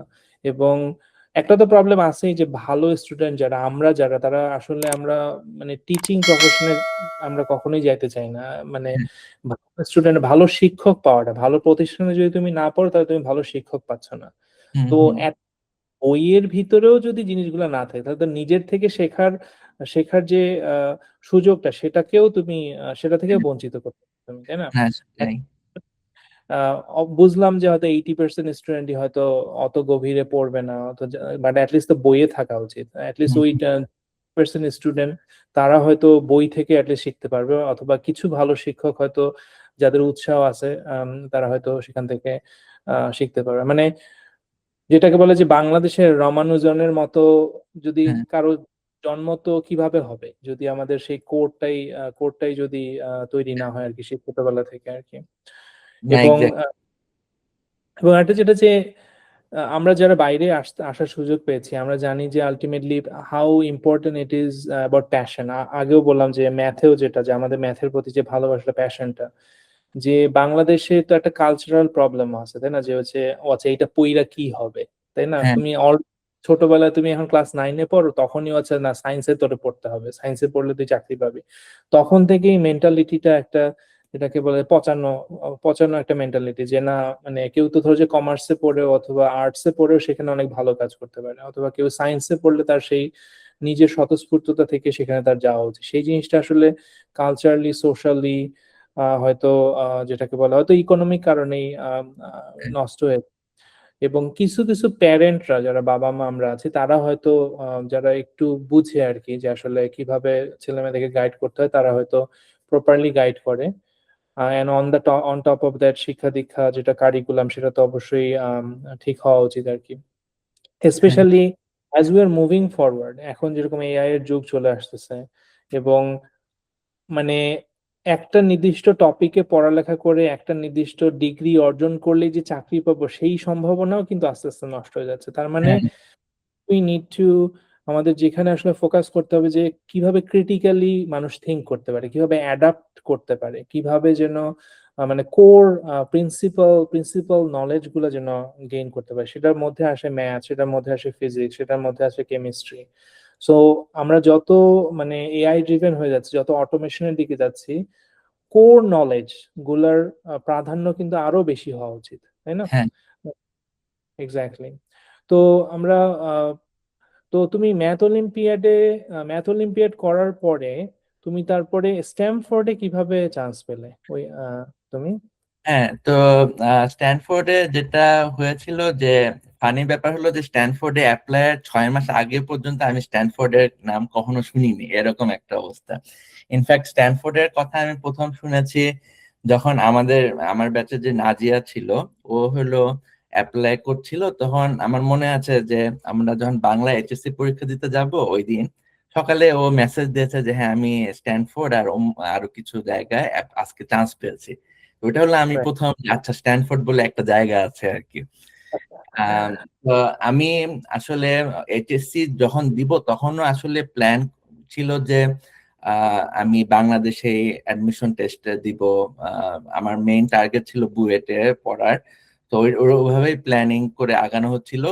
কারণ আমাদের সময় আর কি যে আমেরিকায় আন্ডার গ্রাজুয়েট করতে যাওয়ার যে একটা সুযোগ আছে ম্যাথ অলিম্পিয়াডের করার কারণে, যে আমরা একটা ভালো বুস্ট পাবো অ্যাপ্লিকেশনে, ওই জিনিসটা তখনও এত স্ট্রংলি আমাদের মাথায় আসে না। আমার আগের বছর হলো তানভীর ভাই ক্যালটেকে গিয়েছিলেন। তারপর আমার ব্যাচের যে নাজিয়া, ও তো এমআইটি তে গেল ইভেন্চুয়ালি। নাজিয়া যখন চান্স পায় তখন আমি অ্যাকচুয়ালি সাহস পেয়ে যাচ্ছে, আমিও অ্যাপ্রোচ করতে পারি পুরা জিনিসটা। হুম। তারপরে আমি এইচএসসি দেওয়ার পর তো কাজাখস্তানে গেলাম, কাজাখস্তান থেকে ব্যাক করে এসএটি দিলাম, টোফেল এগুলা দিলাম। তারপরে আমি বাংলাদেশে আর কোথাও অ্যাডমিশন টেস্ট দেওয়া হয়নি। পুরাপুরি আমেরিকায় ট্রাই করেছে, যদিও ইন হাইন্ডসাইড এটা একটু বেশি রিস্কি গেম ছিল। হুম। কিন্তু ওভাবেই আমি ইউএসএ তে অ্যাপ্লাই করি। তারপরে হলো স্ট্যানফোর্ড সহ আরো কিছু জায়গায় চান্স পাই পরে। প্রসেসটা একটু ভাঙিয়ে বলো, হয়তো যারা এখন তোমার ওই লেভেলে যারা আছে, অথবা তোমার শ্যালকের কথাই বললে, তাদের হয়তো সুবিধা হবে যে ওই সময়ে কি কি আমি কিছু হয়তো আমি হিন্ট দিতে পারি। যে এক হলো, বাইরের দেশে যখন যাচ্ছ, যেহেতু ওখানে আমাদের ল্যাঙ্গুয়েজটা ডিফারেন্ট, তো মোস্ট ইন্টারন্যাশনাল ইউনিভার্সিটিতে হচ্ছে ইংলিশে পড়ালেখা হয়, সেজন্য ওদের একটা ইংলিশ প্রফিসিয়েন্সি টেস্ট দিতে হয়। হ্যাঁ, কানাডা অথবা অস্ট্রেলিয়া গেলে দিতে হয় আইএলস, আর আমেরিকা অথবা কিছু কিছু কান্ট্রিতে দিতে হয় টোফল। এবং আহ, এবং টোফেলের পাশাপাশি মনে হয় এসএটি, আমি একটু আগে বলেছিলাম এসএটি। এসএটি ছিল অ্যাপটিটিউড টেস্ট, এস এস দিয়ে জন্য কি হয় মনে আছে? স্কলাস্টিক মনে হয়। ঠিক, অ্যাপটিটিউড টেস্ট। সো এসএটি আর হচ্ছে কি বলে টোফেল, এটা দিতে হয়। তো আমরা একটু আগে টাচ করেছিলাম যে ইউএসএ তে, যেহেতু ইউএসএ অনেক বড়, ইউএসএ হচ্ছে অলমোস্ট ধরো যে 50টা দেশের মতো অলমোস্ট। তো হুম হুম। ইউএসএ তে বিভিন্ন লেভেলের ইউনিভার্সিটি আছে। তো ওই একটা আমাদের যেরকম একটা জেনারেল এইচএসসি এক্সাম হয়, ইউএসএ তে কিন্তু ওইরকম কোনো জেনারেল এইচএসসি টাইপ এক্সাম নাই। ওই এসএটি টাই কাইন্ড অফ হচ্ছে অনেকটা ওই টাইপের। এসএটি হচ্ছে জেনারেল এসএটি আছে, আবার হচ্ছে সাবজেক্ট এসএটিও মনে আছে, রাইট? সাবজেক্ট এসএটি আমাদের সময় ছিল, কিন্তু এটা মনে হয় 2-3 বছর আগে এটা উঠিয়ে দিয়েছে। আচ্ছা, আমি হ্যাঁ। যেরকম গ্রাজুয়েট লেভেলে আমাকে জিআরই দিতে হয়েছিল, তো হুম জিআরই ইউনিভার্সিটির পরে, আর এসএটিটা হচ্ছে ইউনিভার্সিটির আগে। তো যেটা টাচ করতে চাচ্ছিলাম যে বাংলাদেশে যেরকম বুয়েটে ঢোকা অথবা ঢাকা মেডিকেলে ঢোকা, মানে টপ ইউনিভার্সিটিতে ঢোকা অনেক ডিফিকাল্ট। ইউএসএ তো আমরা স্ট্যামফোর্ডের নাম নিয়েছিলাম, যেখানে তুমি পড়েছো, নাজিয়া পড়েছে এমআইটি তে, ক্যালটেক। ইউএসএ তে হচ্ছে টপ টিয়ার ইউনিভার্সিটি আছে, ওটা অনেকটা টিয়ার 1, টিয়ার 2, টিয়ার 3, টপ 20 কে আমরা হয়তো টপ টপ 25 or 50 কে আমরা তো টিয়ার 1 বলি, তারপরে গুলো টিয়ার 2, 100-এর মধ্যে, তারপরে তার বাইরের গুলা টিয়ার 3 তে। যেরকম আমি পার্ডুতে পড়েছি, পার্ডু ইঞ্জিনিয়ারিং মেবি টিয়ার 1। তুমি হ্যাঁ। হচ্ছে একদম টপ টপ টিয়ার, এমআইটি, স্ট্যামফোর্ড। তো ওই যেটা হয় যে আমরা যেরকম বাংলাদেশে থেকে যাইতে চাই, যদি ম্যাথে যদি ইন্টারেস্টেড হই, ইঞ্জিনিয়ারিং ইন্টারেস্টেড হয়ে যাইতে চাই বুয়েটে। ইন্ডিয়াতে হচ্ছে সবাই যদি ম্যাথে ইঞ্জিনিয়ারিং ভালো যাইতে চায় আইআইটিতে, আইআইটি খড়গপুর অথবা আইআইটি দিল্লি, টপ হ্যাঁ। যে 3টা 4টা 5টা আইআইটি আছে। ইউএসএ তে হচ্ছে অনেকটা, ধরো যে হার্ভার্ড, দেন এমআইটি, স্ট্যামফোর্ড, ক্যালটেক, হ্যাঁ। বা বার্কলে, তারপর ধরো যে এরকম মেইনলি হুম মেইন মেইন যে 5টা স্টেট আছে, university of California maybe, university of Chicago maybe. So এবং সেইটার জন্য এসএটি দিতে হয়। এবং আরেকটা যেটা পয়েন্ট আউট করি সেটা হলো যে ইউএসএ তে, যেহেতু ইউএসএ হচ্ছে ইমিগ্রেন্টের দেশ, মানে হচ্ছে অলমোস্ট প্রত্যেকটা ইউনিভার্সিটিতে বলতে পারো যে 50% অথবা মোর দেন 50% হচ্ছে ইমিগ্রেন্ট স্টুডেন্ট। সেটা হুম। বাংলাদেশ থেকে হতে পারে, চায়না থেকে হতে পারে, সেটা জাপান থেকে হতে পারে। তো মেইনলি চাইনিজ আর ইন্ডিয়ান পপুলেশনটাই সবচেয়ে বেশি, হ্যাঁ। বাংলাদেশি পাকিস্তানি এরা একটু কম। এবং যারা বাইরে থেকে আসে এদেরকে বলে in out state, out of state. আর যারা ইউনিভার্সিটি তারা হচ্ছে ইন স্টেট। এটা কেন পয়েন্ট আউট করছি, তুমি একটু আগে বললা যে বাংলাদেশ থেকে যে বাইরে যাওয়া যায়, এই হ্যাঁ। অপরচুনিটি এত সহজ না। এর মেইন কারণটা কি? এর মেইন কারণটা হচ্ছে যে ইউনিভার্সিটির এডুকেশনের কস্ট অনেক বেশি। হুম। এরকম ইউরোপ ইউরোপ এবং আমাদের রিজিয়নে ইউনিভার্সিটিতে পড়তে কিন্তু অত টাকা লাগে না, কিন্তু আমেরিকা হচ্ছে ইউনিভার্সিটিতে পড়তে বছরে অ্যাটলিস্ট 50,000 থেকে $60,000 লেগে যায়, সেমিস্টার সেমিস্টার এখন 2 semester। 100K এর কাছাকাছি মানে ইয়ারলি কস্ট হয়ে গিয়েছে আন্ডার গ্রাজুয়েটে। এবং সেই জন্য আলটিমেটলি আমরা যারা এসেছি, যেরকম ইশফাক এবং আমি, আমরা কোনো না কোনো স্কলারশিপ, কোনো না কোনো অ্যাসিস্ট্যান্টশিপ নিয়ে আমাদেরকে আসতে হয়। এবং সেই কারণে যেটা হয় যে আউট অফ স্টেটদের জন্য আবার সেই সেটা আবার ডাবল, তাই না? ইন স্টেটের থেকে আবার খরচটা বেশি। তো এনিওয়ে, যেটা আমি কিছু টাচ করলাম, এই জিনিসগুলো নিয়ে যদি আরো এলাবোরেটলি বলো, যাতে করে যারা ভবিষ্যতে আমেরিকায় যেতে চায়, ম্যাথ অলিম্পিয়াড করেই হোক। শুধু যে ম্যাথ অলিম্পিয়াড করেই ইউনিক হওয়া যায় তাও তো না, আরো অনেক ওয়ে আছে যে ইউনিক পজিশন করার। যদি তুমি কিছু অ্যাডভাইস দাও তাহলে বেটার হয় আর কি। শিওর। তো বেসিক্যালি এসএটি আর হলো টোফেল হলো বেসিক্যালি অ্যাপ্লিকেশনের একটা রিকোয়ারমেন্ট, কিন্তু অ্যাপ্লিকেশনের যে কোর পার্টটা সেটা হলো আমাদের হলো মানে পুরা স্কুল লাইফ থেকে একটা স্টুডেন্ট কি কি এক্সট্রা কারিকুলার অ্যাক্টিভিটি করেছে, বা কি ওইটা রিফ্লেকশন হতে পারে, কি কি অ্যাওয়ার্ড পেয়েছে, এটা আমাদের জন্য ছিল ম্যাথ অলিম্পিয়াড বা ভিন্ন ভিন্ন অলিম্পিয়াড স্পেসিফিক। এখন বাংলাদেশে আরো অনেক রকম অলিম্পিয়াড হয়, ফিজিক্স হয়, বায়োলজি অলিম্পিয়াড, কেমিস্ট্রি অলিম্পিয়াড, এরকম অনেক কিছু, অনেক টাইপ অফ অলিম্পিয়াড হয়। তো ওটা ওয়ান টাইপ অফ। আবার অনেকে ডিবেট করে, অনেকে কালচারাল এক্সট্রা কারিকুলার অ্যাক্টিভিটি করে, যেরকম সেটা নাচ হতে পারে, গান হতে পারে, আম, তারপর ছবি আঁকা হতে পারে। আমার মনে আছে আমার সময় বাংলাদেশে একটা ছেলে ইউনিভার্সিটি অফ শিকাগোতে গিয়েছিল, ও খুব ভালো পেইন্ট করতো এবং পেইন্টিং করে ইন্টারন্যাশনাল অনেক অ্যাওয়ার্ড পেয়েছিল। তো এরকম অনেক রকম এক্সট্রা কারিকুলার অ্যাক্টিভিটি হতে হতে পারে এবং ওটার থ্রুতে অনেক অ্যাচিভমেন্ট মানে অ্যাওয়ার্ড পেতে পারে। এবং আমার কাছে মনে হয় যে ওটা হলো একটা core aspect of the application আমেরিকার ক্ষেত্রে। এবং একটা মানুষ কোনো কিছুতে প্যাশনেট কিরকম বা তার লাইফ, সে তার লাইফে তার পারিপার্শ্বিক অবস্থা যে সুযোগ সুবিধা পেয়েছে সেটা কিভাবে ইউটিলাইজ করেছে সেটা রিফ্লেক্ট করার জন্য, ওটা কিভাবে রিফ্লেক্ট করা যায় সেটার জন্য অনেক এসে লিখতে হয়। রাইট। তো অ্যাপ্লিকেশনের জন্য সেটা আহ, হ্যাঁ, ইউনিভার্সিটি গুলো আস্ক করে যে বিভিন্ন প্রম্পট দেয় এবং ওই প্রম্পটের অ্যান্সার দিতে হয়।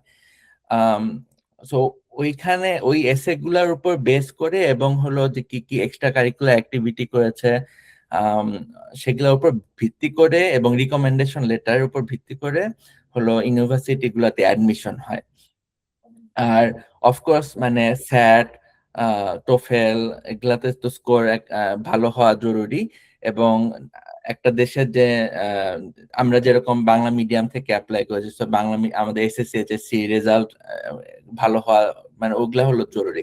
কিন্তু আমি বলবো যে আমেরিকার ক্ষেত্রে আন্ডার গ্রাজুয়েট অ্যাপ্লিকেশনে সবচেয়ে ইম্পর্টেন্ট পার্ট হলো যে এক্সট্রা কারিকুলার অ্যাক্টিভিটি এবং ওটার সাথে কোরিলেট করে এরকম অ্যাওয়ার্ড দেখানো। এবং আমি এক্সট্রা কারিকুলার অ্যাক্টিভিটিটা যে করেছি এটা আমি কি প্যাশন থেকে করেছি নাকি জাস্ট টিক মার্ক দেওয়ার জন্য যে আমি তো ইউএসএ অ্যাপ্লাই করবো, আই নো যে ইউএসএ তে এক্সট্রা কারিকুলার অ্যাক্টিভিটি তারা কেয়ার করে, সো এটা টিক মার্ক দেওয়ার জন্য করেছি। সো ওইটা তারা সামহাও বুঝতে পারে এসে গুলা পড়লে যে আসলে কতখানি প্যাশন নিয়ে এটা করেছে নাকি জাস্ট টিক মার্ক দেওয়ার জন্য করেছে। তো এটাই হলো মানে ইন এ নাটশেল মানে অ্যাপ্লিকেশন প্রসেস। এবং যেহেতু বাংলাদেশ বা আমাদের মতো দেশ থেকে যারা অ্যাপ্লাই করে ম্যাক্সিমাম স্টুডেন্ট হলো ফিনান্সিয়াল এইড বা স্কলারশিপ দরকার হয়, কারণ বছরে তো 1 কোটি টাকার মতো বাংলাদেশি টাকায় পড়ে। এখন আমাদের আমার সময় ইয়ারলি খরচ ছিল ভাইয়া যেটা বললেন যে 60-70 হাজার ছিল, কিন্তু এটা প্রত্যেক বছর 3%-এর মতো করে বাড়ে। তো এখন মনে হয় 90K to 100K এর কাছাকাছি চলে গিয়েছে। তো এত পরিমাণ টাকা দিয়ে তো আমার ম্যাক্সিমাম বাংলাদেশের বা সিমিলার কান্ট্রির ছেলে মেয়েদের জন্য পড়া তো কঠিন। তো তারা স্কলারশিপ অ্যাপ্লাই করে। তো তখন আর কি পুলটা আরো কঠিন হয়ে যায়। তো এজন্য স্ট্যান্ড আউট করার জন্য যত ভালোভাবে এক্সট্রা কারিকুলার যে কোনো একটা কিছু হতে পারে, সেটা ম্যাথ হতে পারে, ফিজিক্স হতে পারে, নাচ গান বা অন্য কোনো কালচারাল কিছু, ওখানে এক্সেল করতে হবে আর কি। এটাই হলো স্ট্যান্ড আউট করার সবচেয়ে ভালো উপায়। রাইট। তো কয়েকটা জিনিস এলাবোরেট করি। তুমি যেটা বললে এসএ, আমেরিকা এটাকে বলে এসওপি। এসওপি হ্যাঁ। হচ্ছে স্টেটমেন্ট অফ পারপাস। হুম। মানে শব্দটা বুঝলে মানে ইউ নিড টু শো যে তোমার একটা পারপাস আছে। পারপাস ইজ ভেরি ইম্পর্টেন্ট, কারণ it kind of leads towards a path, যে তুমি সেই পথটা ধরে সামনে এগুতে যেতে চাও। যে বেসিক্যালি এসে গুলা পড়ে নট অনলি তোমার এবিলিটি তারা বুঝতে চেষ্টা করে, they also want to see তোমার দূরদৃষ্টিও বুঝতে চেষ্টা করে, যে where do you want to. খুব কমন একটা কোয়েশ্চেন ইন্টারভিউতে করে অনেক সময়, যে where do you want to see yourself in 10 years, sort of টাইপের কোয়েশ্চেন। আরেকটা যেটা টাচ করতে চাইলাম যে ইউনিভার্সিটি গুলো আসলে কি, প্রত্যেকটা ইউনিভার্সিটিতেই কিন্তু বিভিন্ন কোটা থাকে। যেরকম বাংলাদেশেও কোটা আন্দোলনই হইলো আমাদের, তাই না? যে এই কোটাগুলা কি জিনিস, যে অবভিয়াসলি টাকা দিয়ে তো যে কোনো জায়গাতেই পড়া পসিবল হয়, কিন্তু প্রত্যেকটা ইউনিভার্সিটি কি চায়, যে তারা চায় যে সবচেয়ে নোবেল প্রাইজ তারা আর্ন করতে চায়, তারা সবচেয়ে বেস্ট রিসার্চটা চায়। এই জন্য তারা খুঁজতে থাকে, এটাকে ট্যালেন্ট হান্টও বলা যেতে পারে, যে বিভিন্ন জায়গা থেকে, বিভিন্ন দেশ থেকে এরকম ট্যালেন্টেড ছেলে মেয়েকে নিয়ে আসা যায় কিনা, যারা আলটিমেটলি সেই ইউনিভার্সিটির জন্য নাম বাড়াতে পারে।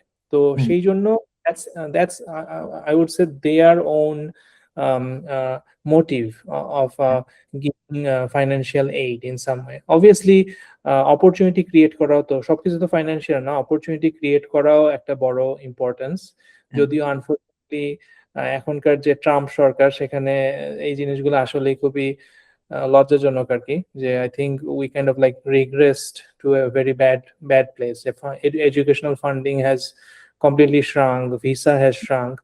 মানে আমেরিকা তো একটা ইমিগ্রেন্টের দেশ, আমেরিকা যে এত ভালো জায়গা আছে, আমেরিকার যে একটু ক্রিটিসাইজই করতেছে যে ওদের নিজস্ব এডুকেশন কিন্তু খুব ভালো না, যদি জেনারেলি চিন্তা করি যে আমরা হ্যাঁ যারা বাইরে আসি, চায়না থেকে, ইন্ডিয়া থেকে, বিভিন্ন সব দেশ থেকে, তারাই আলটিমেটলি এখানে এসে আমাদের আম, আমরা তো আমাদের দেশের জন্য কাজ করতে পারতাম, কিন্তু আমরা আলটিমেটলি কাজ করি এই দেশের জন্য। হ্যাঁ আলটিমেটলি এই দেশের নাম আমরা আম, আহ, বাড়াচ্ছি আর কি রিসার্চ করে। এবং সেই জিনিসটাকে যদি তারা ভিলিফাই করে, that's actually just how do I say, politically speaking they're just suiciding. America is just suiciding. এবং এটা আমরা অলরেডি দেখতে পাচ্ছি, যে একটু পলিটিক্যাল আলোচনা চলে গেলাম, যে অলরেডি দেখতে পাচ্ছি যে অনেক স্টুডেন্ট এখন আমেরিকা না গিয়ে চায়নায় যাচ্ছে, হ্যাঁ চায়না গিয়ে ধরো যে মিডল ইস্টে যাচ্ছে, জাপানে যাচ্ছে, which is hmm probably good. But it is unfortunate যে এই ট্রেন্ডটা তৈরি হয়েছে এরকম, এটা অ্যান্টি ইমিগ্রেশন সেন্টিমেন্ট তৈরি হয়েছে। তো এনিওয়ে, তো স্ট্যামফোর্ডে তাহলে তুমি কাইন্ড অফ সব যেটাকে বলে বেটি বেটি করলে যে আমি মানে আমেরিকা, স্ট্যামফোর্ড না, আমেরিকায় আমি পড়তে যেতে চাই, এবং সেটার জন্য প্রিপেয়ার করলে এটা কি অলমোস্ট 6 মাসের প্রিপারেশন ছিল টাইপের, এবং আলটিমেটলি হ্যাঁ, কোথায় বলা যায়। কারণ আমি তো আমার যতদূর মনে পড়ে জুন বা জুলাইতে আইএমও দিয়ে আসলাম, তারপরে অ্যাপ্লিকেশন ডেডলাইন গুলো তখন ডিসেম্বরের শেষে বা জানুয়ারি ফার্স্ট উইকের মধ্যে শেষ হতো। তো রাফলি 6 মাস বা 5 মাসের একটা বেড বলতে পারেন আর কি। হ্যাঁ আম, হ্যাঁ তো তার টোফেল, টোফেল যারা দিতে চাও, টোফেলের মনে হয় এখনো কি, জানি না, তখন $350 লাগতো, এখন তো মনে হয় $500-600 লাগে মনে হয় টোফেলে দেয়।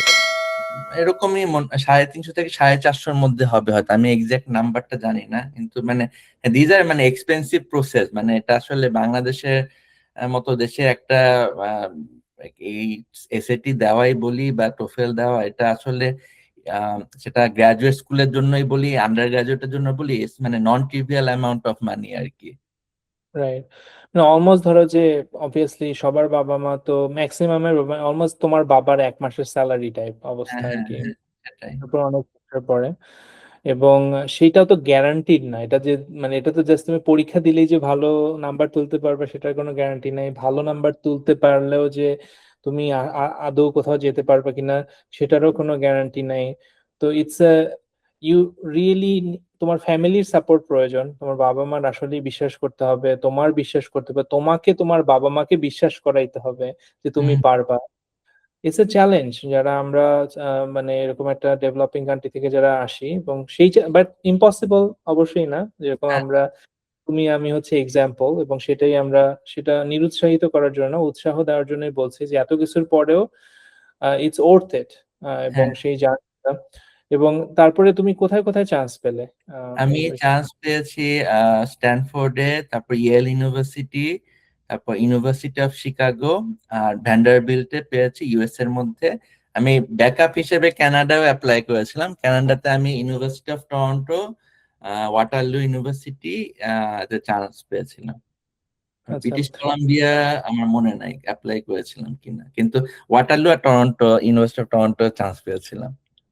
এই জায়গাটা পয়েন্ট আউট করি যে স্ট্র্যাটেজিও লাগে, যে অবভিয়াসলি তুমি হইতে পারো জিনিয়াস জিনিয়াস, তার মানে এই যে, কারণ তুমি যে আসলে কোথাও চান্স পাবে কি পাবে না এটা শুধু তোমার উপর নির্ভর করে না, ওই জায়গায় ওই সময়ে ফান্ডিং থাকবে কিনা, ওই সময়ে ওই জায়গায় সিট থাকবে কিনা, সেই কারণে অনেক সময় আমরা ওভার অ্যাম্বিশিয়াস হয়ে আবার ভুলও করে বসি। হুম, হুম, স্ট্র্যাটেজি যে আচ্ছা আমি টপ 3টা অথবা 4টা হচ্ছে টপ ইউনিভার্সিটি চুজ করলাম, যদি ওখানে পাই অবশ্যই পড়তে যাবো, কিন্তু তারপরে ধরো মিড টিয়ার টাইপের, যে আচ্ছা মিড টিয়ার কিছু আহ, মাঝামাঝি লেভেলের কিছু ইউনিভার্সিটি চুজ করে, এবং তারপরে ধরো সেফ স্কুল যেটাকে বলে, যে আহ, যেখানে অলরেডি হয়তো বাংলাদেশি স্টুডেন্টরা অনেকে গিয়েছে ওখানে, তো ওই রকম জায়গায় একটু অ্যাপ্লাই করা, যে যদি আসলেই বাইরে যাওয়ার ইচ্ছা থাকে আর কি। হ্যাঁ তো স্ট্র্যাটেজি এই জন্য, মানে অ্যাডমিশন অথবা অ্যাপ্লিকেশন গুলো একটা সময় সাপেক্ষ, একটা মানে লং টার্ম প্ল্যানিং যেটাকে বলে, আমার আর তোমার ক্ষেত্রে হয়তো দুজনের ক্ষেত্রেই হয়তো আমরা এইচএসসি তে থাকা অবস্থাতেই কিছুটা হলো 6 মাস হইলেও কিছুটা আগে কিছুটা হইলেও আমরা চিন্তা করছি যে আমরা যেতে চাই।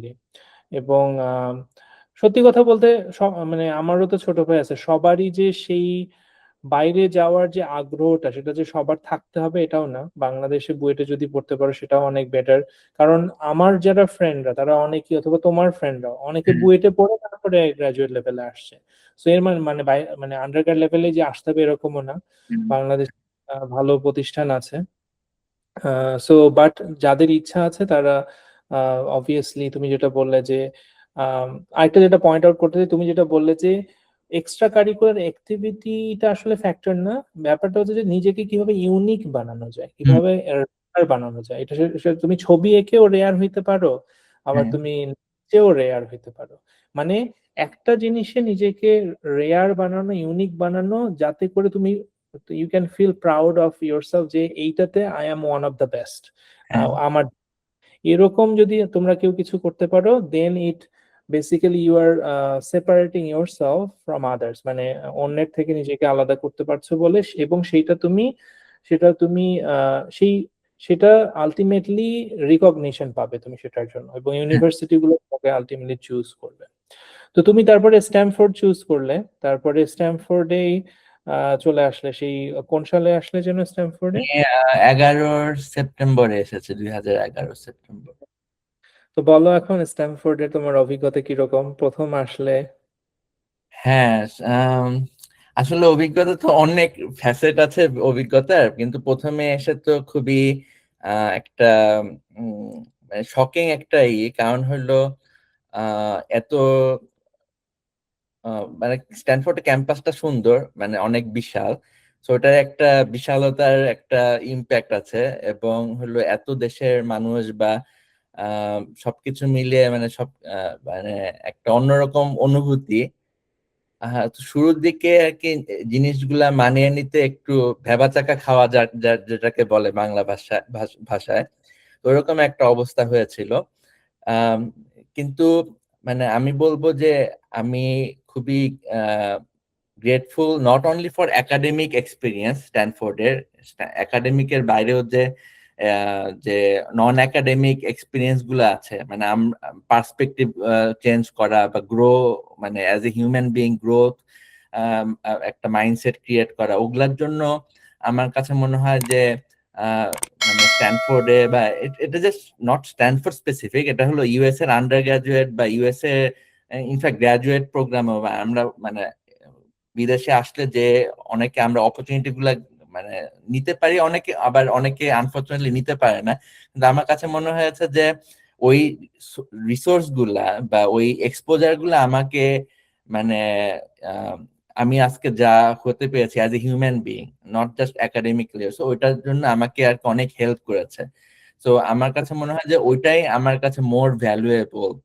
কারণ স্ট্যানফোর্ডের মতো জায়গায় একাডেমিক জিনিসগুলা অবভিয়াসলি ভালো, আমার আশেপাশে অনেক ভালো ট্যালেন্টেড ছেলে মেয়ে ছিল, বা আমার প্রফেসর গুলা ওয়ার্ল্ড ফেমাস তাদের ফিল্ডে, সবই ছিল। কিন্তু ওই এইচএসসির পরে যে একটা ফর্মেটিভ ইয়ারে আমি বিদেশে গিয়ে এত রকম ডাইভার্স মানুষের মধ্যে যে থাকতে পেরেছি বা তাদের সাথে মিশতে পেরেছি, সেটা যে আমার আউটলুক চেঞ্জ করেছে, আহ ওইটার জন্য আমি মনে হয় মোর গ্রেটফুল দেন এভার আর কি। হুম, মানে culturally you have grown faster than most other people, তাই না? মানে হ্যাঁ, যেটাকে বলে স্ট্যামফোর্ডে আসা, মানে তুমি তো বাংলাদেশে ছিলে কখনো, অবশ্য তোমার ক্ষেত্রে একটু, তুমি তো আইএমও তে যাওয়ার কারণে হয়তো ইন্টারন্যাশনাল সার্কেলে বিভিন্ন দেশের মানুষের সাথে হয়তো পরিচয় হওয়ার সুযোগ হয়েছে, বাট স্ট্যামফোর্ডে এসে আরো বড় পরিসরে সেটা তুমি হ্যাঁ, বেসিক্যালি আইএমও তে বা এরকম কম্পিটিশনে গেলে আমরা 1 সপ্তাহের জন্য ম্যাক্সিমাম যাই, এবং ওখানে তো কোনো কিছু নিয়ে ডিপলি আলাপ করা হয় না, মানে অন্য দেশিদের সাথে একটা এক্সপোজার হয়। কিন্তু আপনি যখন ইউএসএ তে বা অন্যান্য কানাডা বা অন্য দেশ বলি না কেন, ওখানে আন্ডার গ্রাজুয়েটে যখন যাবেন, বিভিন্ন দেশের মানুষ মিশবেন, তাদের কালচারাল মানে ওই জিনিসগুলোর নুয়ান্স গুলো আরো ভালো মতো বুঝবেন। যে যে কথার কথা যদি একটা যুদ্ধ হচ্ছে, কথার কথা এই এখন আমরা ইরানে আমেরিকা একটা হচ্ছে, আম, কিন্তু আপনি যখন একটা ইরানিয়ান ডায়াসপোরাকে মিট করবেন আমেরিকার মতো জায়গায়, তাদের পার্সপেক্টিভটা কি? হ্যাঁ, বাংলাদেশের নিউজ মিডিয়া দেখলে কিন্তু অনেকটা একপেশে ন্যারেটিভ পাওয়া যাবে, কিন্তু আপনি যখন ওইখানকার মানুষের সাথে ডিপলি কানেক্ট করবেন বা মিট করবেন, পরিচিত হবেন, তখন আপনি ওই নুয়ান্স গুলা বোঝার সুযোগ পাবেন, এবং ওই যে ক্রিটিক্যাল থিঙ্কিং প্রসেস বা ওই জিনিসগুলা ডেভেলপ করা বা এক্সপোজার হওয়া, এটাই আর কি বেসিক্যালি বলছে যে ওটার একটা কিউমুলেটিভ ইফেক্ট আছে আর কি গ্রোথের জন্য আর কি। রাইট। কয়েকটা গল্প বলো, মানে হ্যাঁ, এরকম খুবই মনে পড়ে টাইপের। আমার যেরকম একটা খুব মানে স্ট্যানফোর্ডের কথা মনে পড়লে, মানে স্ট্যানফোর্ডে তো অনেক রকম মানুষ মিট করেছি, তো সবচেয়ে যেটা আমার এখনো মনে পড়ে যে আমি হলো স্প্রিং ব্রেকে হলো অল্টারনেটিভ স্প্রিং ব্রেক বলে একটা ইভেন্ট হতো, তো সেটা হলো যে 10 জন স্টুডেন্ট একটা স্টুডেন্ট লিডারের নেতৃত্বে হলো বিভিন্ন কোন একটা জায়গায় যাবে একটা সার্টেন টপিকের উপর, মানে লেটস সে জ্ঞান অর্জনের জন্য। আমি স্প্রিং ব্রেকে হলো থার্ড ইয়ারে যেটা গিয়েছিলাম, যে আমরা ডিসিতে গিয়েছিলাম 12 জনের একটা টিম। ডিসিতে গিয়ে আমরা পেন্টাগন, হোয়াইট হাউস, এরকম বিভিন্ন জায়গায় গিয়েছিলাম আর কি। ওখানে যে সিভিলিয়ান প্লাস হলো মিলিটারি, তাদের যে ইন্টারাকশন বা তাদের ওটাই হলো ক্লাসের থিম ছিল বা ট্রিপের থিম। আমরা তারপর কোয়ান্টিকোতে গিয়েছিলাম, যেখানে যে এফবিআই আর মেরিনরা হলো ট্রেনিং নেয়। তো যাই হোক, তো ওই স্প্রিং ব্রেকের প্রস্তুতি হিসেবে একটা সেমিস্টার হলো প্রত্যেক উইকলি একটা ক্লাস হয় 1 ঘন্টার। ওখানে তারা বিভিন্ন স্পিকার নিয়ে আসে বা এরকম। তো একবার হলো একটা ক্লাসে হলো বাঞ্চ অফ মানে ভেটেরানদের নিয়ে আসছিল, যারা স্ট্যানফোর্ডে এখন পড়ে, এমবিএ করে বা অন্য কোনো প্রফেশনাল প্রোগ্রামে আছে, তাদের নিয়ে আসছিল। তো আমার স্পষ্ট মনে আছে যে তারা ওই টাইমে আইদার ইরাক অথবা আফগান ভেটেরান ছিল।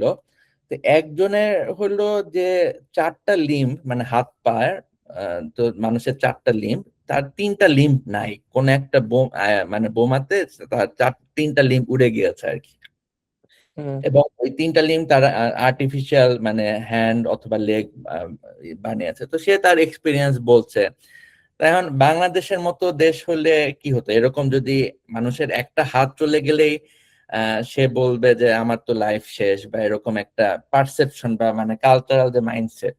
কিন্তু সে স্ট্যানফোর্ডে ওই অবস্থায়, মানে যুদ্ধ থেকে এসে তো সে মানে ইনজুর্ড ভেটেরান হিসেবে তো স্ট্যানফোর্ডে এমবিএ করছিল, এবং সে তার এক্সপিরিয়েন্স শেয়ার করছে। কিন্তু আমার কাছে যেটা সবচেয়ে মানে মাথায় লেগেছিল, ইভেন্ট ক্লাসটা যখন শেষ হয় বা ওই সেমিনার কোর্সটা ক্লাসটা, তখন সে তার ফেলো ভেটেরানদের সাথে আলাপ করছে যে আমার সন্ধ্যায় প্ল্যান কি ভাই। সে তো সে বলছিল যে তার গার্লফ্রেন্ডের সাথে সে ডিনার প্ল্যান আছে ভাই। সে তো মানে একটা মানুষের 3টা লিম্ব নাই মানে যুদ্ধে, তো সে কতখানি ট্রমাটাইজ হওয়ার কথা মানে নর্মাল সেন্সে।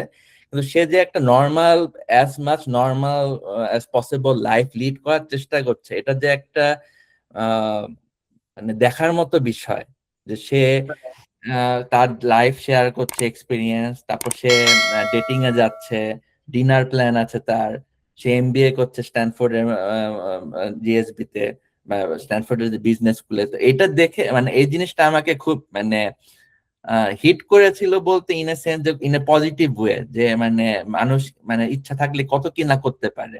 তো এটা একটা এক্সাম্পল আর কি।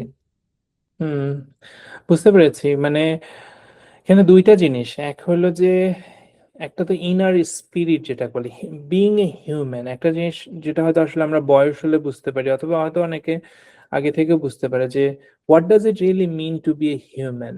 এক মানে মানে শুধু অঙ্গ প্রত্যঙ্গ থাকলেই অথবা বাড়ি গাড়ি থাকলেই আসলে হিউম্যান হওয়া যায় না। হুম, হুম, হিউম্যান ইজ কমপ্লিটলি, যেটাকে বলে যে অথেন্টিক, মানুষের প্রকৃত হিউম্যান। আমি আনন্দ, তুমি তুমি হচ্ছে ইশফাক, মানে everybody is unique, everybody has their own own way of living, own way of expressing, own way of loving, own way of hating.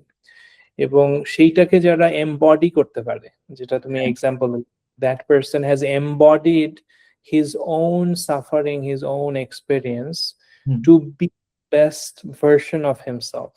হ্যাঁ যারা আমরা আসলে, এবং যখন আমরা সেটা দেখতে পারি, যদি তুমি প্রপার অবজারভার হও, ইউ ক্যান অ্যাকচুয়ালি রিয়েলাইজ যে আসলে প্রত্যেকটা মানুষের ভিতরে যে আসলে একটা ইনফিনিট ক্যাপাবিলিটি আছে, হুম মানে হুম প্রত্যেকের ভিতরেই ইনফিনিট ক্যাপাবিলিটি আছে, সেইটাকে, যেটাকে বলে খুঁজে পেয়ে সেটাকে মানে মোল্ড করাটা আলটিমেটলি, সেটাই মানুষের হয়তো আমি জীবনের পারপাস আমার কাছে মনে হয়, যে ওই যে নো দাই সেলফ যেটাকে বলে, রাইট, হুম হুম যে হুম।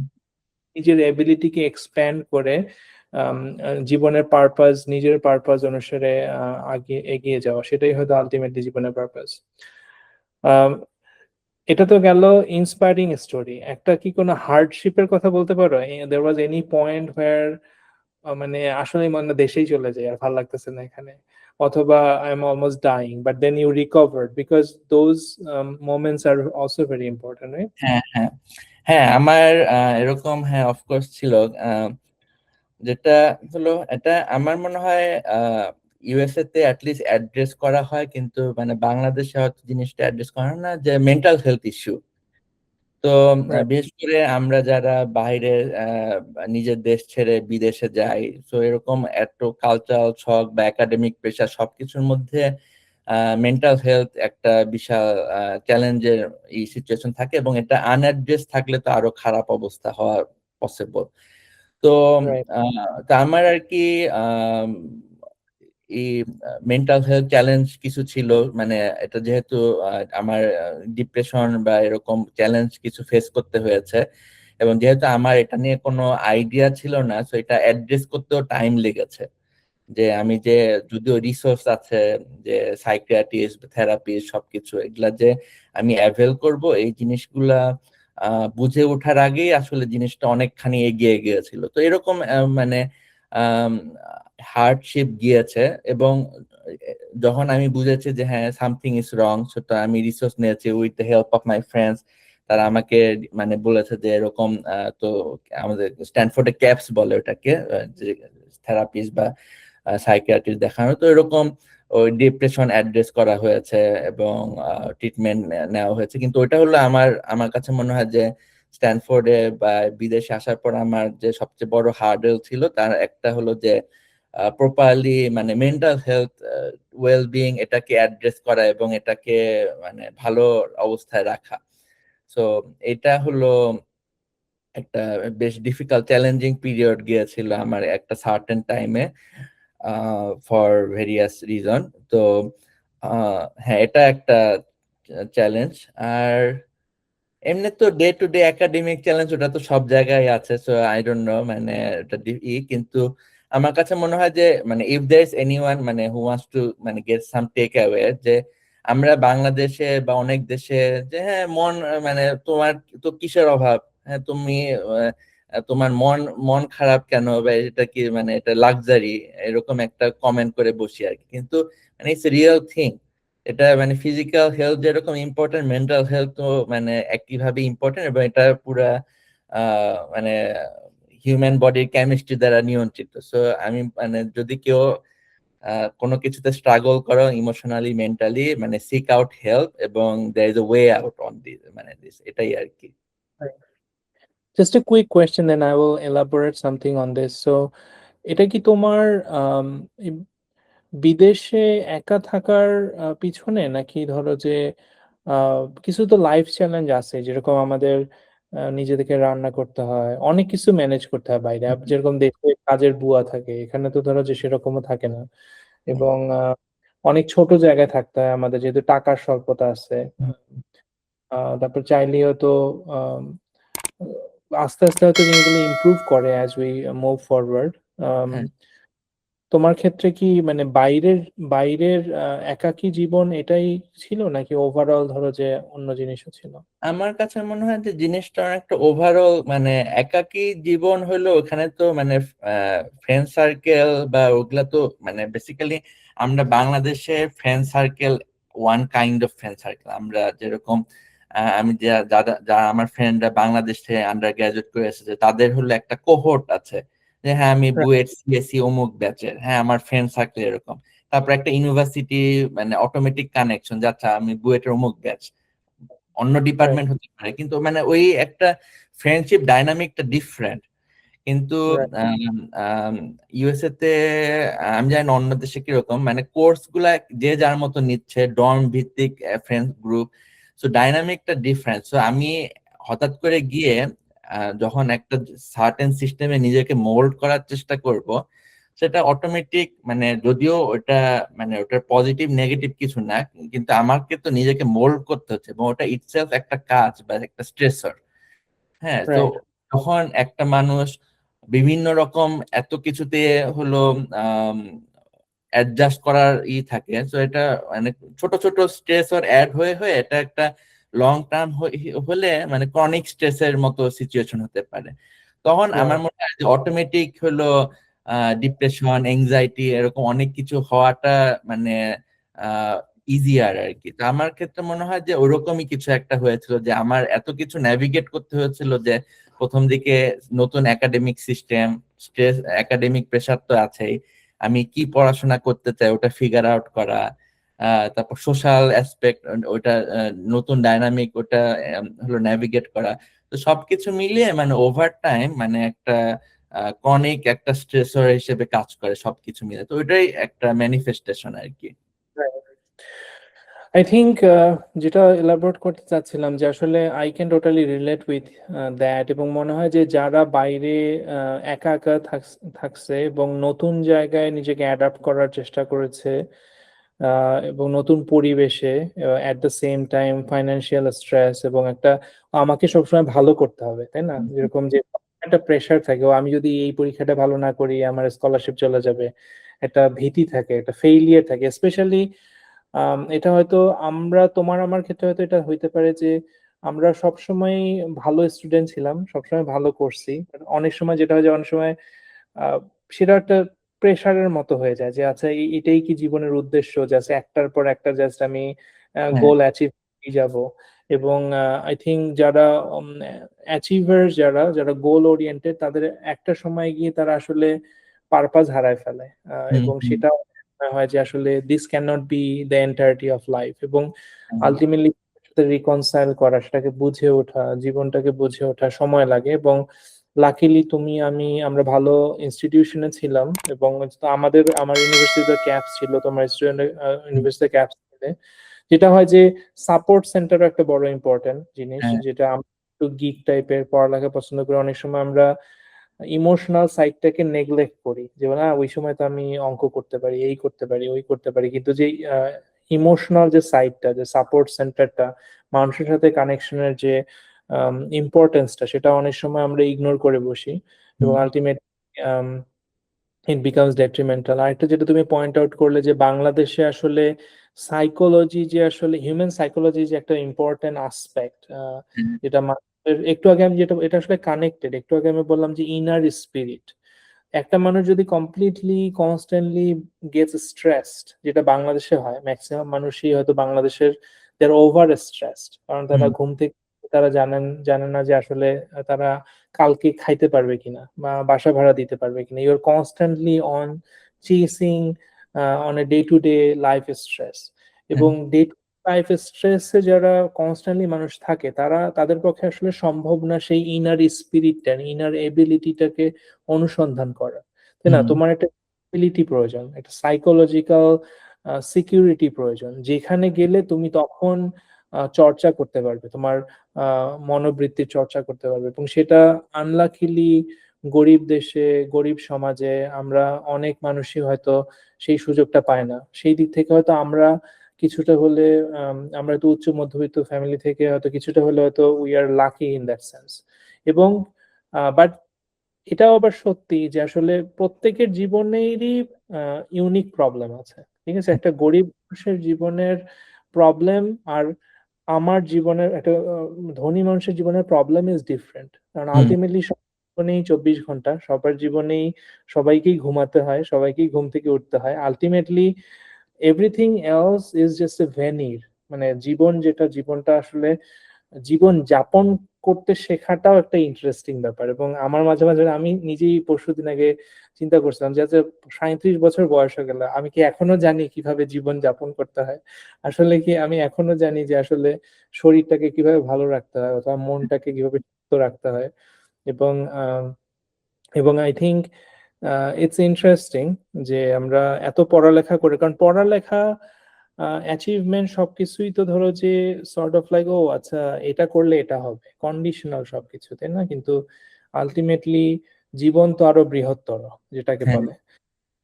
এবং আমার মনে হয় যে আমাদের সামাজিক দৃষ্টিকোণগুলো হয়তো চেঞ্জ হওয়া উচিত। আমাদের আহ, আহ, সমাজে যে শোষণ হয়, নিপীড়ন হয়, এগুলোর যে বিভিন্ন কারণগুলো হয়তো এই কারণেই হয় যে আসলে মানুষকে, মানুষের প্রতি যেটাকে বলে কম্প্যাশন, যেটাকে বলে, আই আই পার্সোনালি বিলিভ যে কম্প্যাশন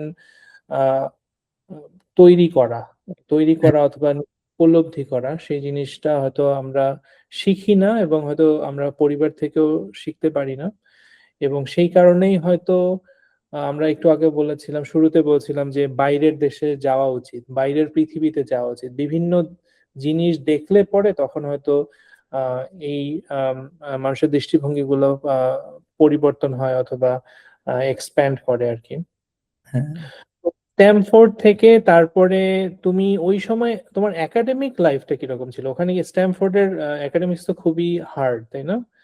বলতে হ্যাঁ, গেলে, রাইট? মানে হ্যাঁ, ওটা হলো মানে এত রকম অপরচুনিটি বা এত রকম কোর্সেস বা ডিফারেন্ট মেজর যে আসলে কোনটা রেখে যে কি করব, এটা একটা মানে একটু খেই হারিয়ে ফেলা টাইপ একটা অবস্থা। তো ইয়ার অথবা কি তোমার মজা লেগেছিল বেশি, এরকম কিছু কিছু আছে যে কোন ফার্স্ট ইয়ার, আমরা তো এখানে বলি সফোমোর জুনিয়র বলি, তাই না? ওখানে ফ্রেশম্যান, সফটওয়্যার, জুনিয়র, সিনিয়র। হ্যাঁ, 4 বছরে ভাগ করা থাকে। তুমি তুমি তো পরে আবার স্ট্যামফোর্ড থেকে কানাডাতে চলে যাও, ওই ট্রানজিশনটা কিভাবে হয় তোমার স্ট্যামফোর্ড থেকে? হ্যাঁ, তো বেসিক্যালি যেটা হয়েছে যে আমি যখন মাস্টার্স করি স্ট্যানফোর্ডে, তখন তো আমি স্ট্যাটিস্টিক্সে মাস্টার্স, স্ট্যাটিস্টিক ডিপার্টমেন্টে মাস্টার্স করলেও আমি স্ট্যাটিস্টিক্স এর সাথে যেহেতু রিলেটেড অনেক মেশিন লার্নিং কোর্সেস নিচ্ছিলাম বা ডিপ লার্নিং কোর্স নিচ্ছিলাম, তখন আর কি ডিপ লার্নিং মানে হাইপে উঠছে বা উঠে গেছে এরকম একটা অবস্থা। তো তখন আমি আহ, চিন্তা করি যে পিএইচডি অ্যাপ্লাই করি মেশিন লার্নিং এ, কারণ হলো ম্যাথ, স্ট্যাটিস্টিক্স আর মেশিন লার্নিং সবগুলা মানে একটা কানেক্টেড একটা ওয়ে।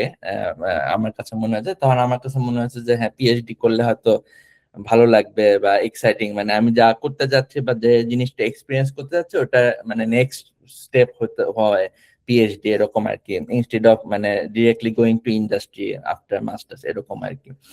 তো তখন যেটা চিন্তা করলাম যে মন্ট্রিয়ালে যে আহ, আহ, মিলা, যে ইনস্টিটিউট, মিলা কুইবেক ইনস্টিটিউট বলে, ওইখানে ইয়োশুয়া বেনজিও ছিল, তারপর ইউনিভার্সিটি অফ টরন্টোতে হলো জেফ্রি হিন্টন ছিল। তো ইয়ান লেকুন অবশ্য এনওয়াইউ তে ছিল, কিন্তু তারাও হলো হিন্টনে বা ইয়োশুয়া বেনজিওর কানেক্টেড আর কি। অ্যাজ এ হোল কানাডা হলো মেশিন লার্নিং বা ডিপ লার্নিং এর জন্য খুবই পাওয়ার হাউস টাইপ একটা সিচুয়েশন। তো তখন আর কি ন্যাচারালি মনে হলো যে আচ্ছা কানাডাতে পিএইচডি অ্যাপ্লাই করি, স্পেসিফিক্যালি হলো ইউনিভার্সিটি অফ টরন্টো আর হলো ম্যাকগিল বা মিলাতে। আম, তো এভাবেই আর কি ডিসিশন নেওয়া। হ্যাঁ, তো ওই যে নামগুলো নিলেও ওদের সম্পর্কে একটু যদি আমরা সংক্ষেপে বলি, সো জিওফ্রি হেনটন, ইয়োশুয়া বেনজিও, আহ, ওনাদের কি স্ট্যামফোর্ডের সাথেও লিঙ্ক ছিল কি আহ, বেনজিওর? তাদের ছিল না, কিন্তু গত বছর যে রিইনফোর্সমেন্ট লার্নিং এ টিউরিং অ্যাওয়ার্ড পেয়েছে রিচার্ড সাটন, সে স্ট্যানফোর্ডে আন্ডারগ্র্যাড ছিল। আচ্ছা, তো একটু যদি বলো, আমিও বলতে পারি, তুমিও। সো বেসিক্যালি ডিপ লার্নিং এর আম, যে কি বলবো ফাদার বলা যায়, তারা হলো জেফ্রি হিন্টন, ইয়োশুয়া বেনজিও আর ইয়ান লেকুন। কারণ হলো মেশিন লার্নিং এ নাইনটিজ থেকে আর্লি 2000 ওই টাইমে ডিপ লার্নিং অনেকটা অবহেলিত ছিল। মানুষ আর কি ডিপ লার্নিং এ ট্রেন করার মতো কম্পিউট ক্যাপাসিটি বা ওই ইফিশিয়েন্টলি ট্রেন করার মতো হার্ডওয়্যার আমাদের ছিল না, বা জিপিইউ যে ইউজ করা যায় ওটা আমরা জানতাম না আর কি।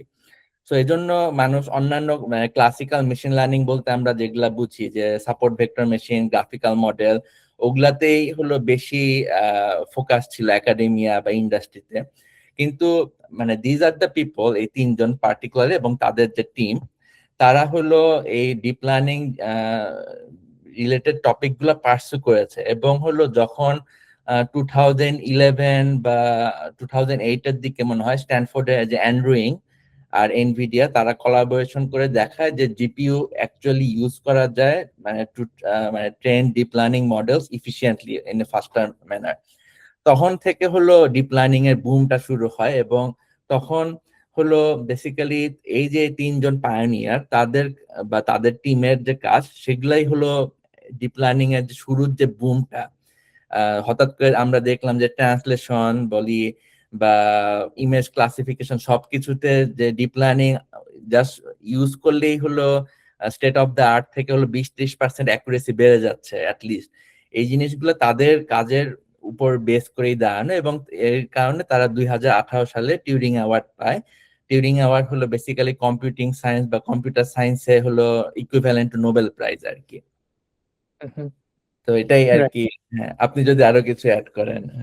দর্শকদের জন্য একটু অ্যাড করি যে আলটিমেটলি সংক্ষেপেই বলবো, যারা টেকনিক্যাল অলরেডি কম্পিউটার সায়েন্স অথবা এআই লাইনে আছে তারা হয়তো জানোই। তো কেন আসলে, কোয়েশ্চেনটা হলো কেন, যে আলটিমেটলি কম্পিউটার, তারপরে ইন্টারনেট, তারপর সোশ্যাল মিডিয়া, এটাই তো কাইন্ড অফ প্রোগ্রেশন, তাই না?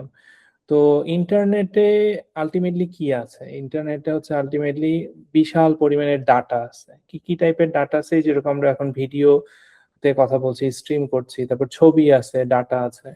তো সেই 70-এর দশক থেকে 60-এর দশক থেকে অথবা অনেক আদিকাল থেকেই যারা সায়েন্টিস্টরা তারা সবসময় চেয়েছিল যে এরকম কি কোনো কম্পিউটার বানানো পসিবল, এরকম কি কোনো মেশিন বানানো পসিবল যেটা আসলে মানুষ যেরকম আহ বুঝে জ্ঞান অর্জন করে অথবা ডিটেক্ট করতে পারে, কম্পিউটারও সেরকম ভাবে বুঝতে পারবে।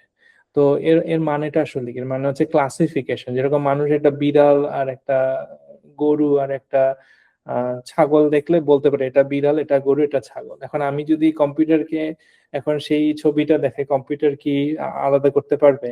সেটাই একটা বড় প্রবলেম ছিল 90-এর দশকে, 80-এর দশকে। তো ডিপ লার্নিং, কনভলিউশনাল নিউরাল নেটওয়ার্ক যেটা বলে। এখন নিউরাল নেটওয়ার্কটা কি? যে মানুষের ব্রেইন আসলে কিভাবে কাজ করে, যে আহ, নিউ- যারা যারা নিউরো সায়েন্স নিয়ে পড়ালেখা করেছে প্লাস কম্পিউটার সায়েন্সে যারা এআই এআই এ কাজ করেছে, তারা সবসময় বোঝার চেষ্টা করছিল যে আচ্ছা মানুষের ব্রেইন কিভাবে কাজ করে। আমরা জানি যে ওই যে আমরা বায়োলজি নিয়ে কথা বললাম যে অ্যাক্সন নিউরন, কিভাবে সেই নিউরাল কানেকশন গুলা হয়। তো নিউরাল নেটওয়ার্ক যদিও ব্রেইনের স্ট্রাকচার থেকে অনেক ডিফারেন্ট, অনেক সিম্পলিফাইড, বাট আইডিয়াটা হচ্ছে যে কোনো না কোনো ভাবে এরকম একটা কানেক্টিং নেটওয়ার্ক তৈরি করতে হবে, যে নেটওয়ার্কটা দিয়ে আসলে আমরা ট্রেন করতে পারবো মানুষকে। যেরকম মানুষ যেরকম দেখে দেখে শিখে, সেরকম এই নেটওয়ার্ক গুলো আস্তে আস্তে দেখে দেখে শিখবে। তো এইটাই কাইন্ড অফ বলতে পারো যে ওই নিউরাল নেটওয়ার্ক, এবং সেখান থেকে মেশিন লার্নিং আসে। তুমি অলরেডি সাপোর্ট ভেক্টর মেশিন, তারপরে অন্য বিভিন্ন কনসেপ্ট গুলো আস্তে আস্তে এসেছে যে কিভাবে ক্লাসিফাই করা যায়।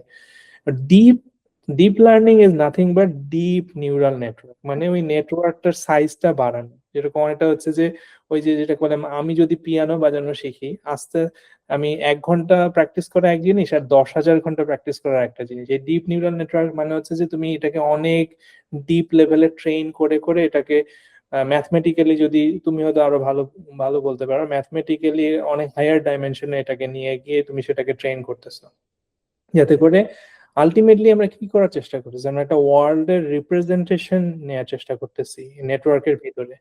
এবং আমরা একটা যে বাইরের যে ডেটা, যে ডেটাগুলো ইন্টারনেটে ডিজিটাইজড হয়ে আছে, সেই ডেটাগুলো থেকে আমরা আন্ডারস্ট্যান্ডিং করার চেষ্টা করতেছি। তো typically in machine learning we do prediction, future prediction based on past অথবা ক্লাসিফিকেশন এবং লিনিয়ার রিগ্রেশন। যারা তোমরা ভবিষ্যতে যদি এই লাইনে যাও এআই তে, তাহলে তো এই কোর্স গুলো করতে হবে। এবং এর মধ্যে একটা ডিপ কানেকশন উইথ স্ট্যাটিস্টিক্স, যে কারণে হয়তো আমিও যেরকম ম্যাথমেটিক্যাল স্ট্যাটিস্টিক্স এ পড়েছিলাম, তুমিও স্ট্যাটিস্টিক্স এর ব্যাকগ্রাউন্ড। তো মানে ভালো ম্যাথ না জানলে, ভালো স্ট্যাটিস্টিক্স এর জ্ঞান ভালো না থাকলে আলটিমেটলি কোর লেভেলে হয়তো জিনিসটাকে বোঝাটা ডিফিকাল্ট। যদিও ধরো যে সবাইকে যে সবকিছুতে এক্সপার্ট হতে হবে তা তো না, তাই না? যেরকম আমি আগে বলতে চাচ্ছিলাম, তুমি যখন ম্যাথের কথা বললে, ম্যাথের মধ্যেও যেরকম বিভিন্ন ভাগ আছে, theoretical math versus applied math, সেরকম ধরো যে কম্পিউটার সায়েন্সের প্রত্যেকটা বিষয়ের মধ্যে সেরকম থিওরিটিক্যাল কম্পিউটার সায়েন্স আছে, আবার অ্যাপ্লাইড কম্পিউটার সায়েন্স আছে। তো তুমি যেরকম, আমি যেরকম personally completely in applied area, mathematical knowledge আমার ওভারঅল আছে, আমি বুঝি, কিন্তু I have never, I do not have the depth to understand. Whereas Ishfaq হচ্ছে মোর থিওরিটিক্যাল ম্যাথ পড়ালেখা করছে, তারপর আবার থিওরিটিক্যাল মেশিন লার্নিং। এবং থিওরিটিক্যাল মেশিন লার্নিং এ যেটা হয় যে আসলে রিসার্চ গুলো, যেরকম ধরো যে অ্যাপ্লাইড লাইনে আমরা যারা আছি চাইলেই কালকেই একটা পেপার বের করে ফেলতে পারি, থিওরিটিক্যাল লাইনে আবার ধরো যে অনেক সময় লাগে একটা থিওরি তৈরি করতে, সেই থিওরিটাকে প্রুভ করতে। এবং ওই ইয়োশুয়া বেনজিও, জিওফ্রি হিন্টন, ওনারা kind of pioneer of lot of things, এবং তুমি তাদের সাথে কাজ করার জন্যই আলটিমেটলি হ্যাঁ, মুভ করো, তাই তো? হ্যাঁ, তো সেটাই। কি নিয়ে কাজ করলে পরে আমি রিসার্চ? পরে রিইনফোর্সমেন্ট লার্নিং এ কাজ করেছি। সো মিলা বা ম্যাকগিল ইউনিভার্সিটিতে আমার সুপারভাইজার নাম ডয়না প্রেকাপ। তো উনি রিইনফোর্সমেন্ট লার্নিং এ হলো মানে খুবই বিগ শট একটা নেম। এবং সে হলো, আমি যে একটু আগে বললাম যে রিচার্ড সাটন, যে কিনা গত বছর টিউরিং অ্যাওয়ার্ড পেয়েছে ফর রিইনফোর্সমেন্ট লার্নিং কন্ট্রিবিউশন, তার প্রথম পিএইচডি স্টুডেন্ট হলো আমার সুপারভাইজার। তো উনার সাথে কাজ করার জন্যই রিইনফোর্সমেন্ট লার্নিং এবং অ্যাজ এ হোল মানে মন্ট্রিয়ালের যে মেশিন লার্নিং এর যে একটা ভাইব্র্যান্ট ইকোসিস্টেম, ওইখানে জয়েন করার জন্যই আসলে মন্ট্রিয়ালকে বেছে নেওয়া বা ম্যাকগিল ইউনিভার্সিটি বা মিলাতে আসা আর কি। তো পরে তো রিইনফোর্সমেন্ট লার্নিং এ পিএইচডি করলাম আর কি। তো তোমার এখন তাহলে আর একটু একটু টেকনিক্যাল লাইনেই যাই যদি, হয়তো এটা মোর, তুমি তোমার রিসার্চ ইন্টারেস্ট, তোর এখন কি ডিপ লার্নিং ছিল, এখন কি রিইনফোর্সমেন্ট লার্নিং, অর তুমি এখানে হয়তো টাচ করতে পারো যে এআই কোন দিকে যাচ্ছে, এলএলএম তো kind of solve problem in some way, মানে জাস্ট স্কেলিং করলেই আরো বেটার হবে টাইপ সিচুয়েশনে চলে গেছে। এখন এই হ্যাঁ। লাইনের মানে কোন দিকে যাচ্ছে, তুমি যদি নিজে, তোমার ইন্টারেস্ট কোথায় এবং কি করতে চাও যদি বলো। হ্যাঁ, তো বেসিক্যালি মানে আমার ইন্টারেস্ট হলো শুরুতে ঠিক পিওরলি মানে যখন স্ট্যানফোর্ডে ছিলাম তখন ডিপ লার্নিং বা এই যে ক্লাসিফিকেশন ওই টাইপ অফ কাজ করতাম, কিন্তু পরে আমি একটা কোর্স করি রিইনফোর্সমেন্ট লার্নিং এ স্ট্যানফোর্ডে। আম, তখন আর কি আমার ইন্টারেস্টটা শিফট হয় এবং ওইটার কারণে হলো আমি যখন এখানে প্রফেসর পিক করি তখন আমার সুপারভাইজার তাকে আর কি রিচ আউট করি এবং রিইনফোর্সমেন্ট লার্নিং এই হলো স্পেশালাইজেশন হয়। আমি আরো ডিটেল বলবো যে রিইনফোর্সমেন্ট লার্নিং কি, যারা দর্শক আছে তাদের জন্য। আর এখন যেটা হচ্ছে যে এলএলএম আর রিইনফোর্সমেন্ট লার্নিং জিনিসটা খুব ওতপ্রোতভাবে জড়িয়ে গিয়েছে, স্পেশালি ইন দ্য লাস্ট মানে 1 ইয়ার ডিপসিক পেপার বের হওয়ার পর।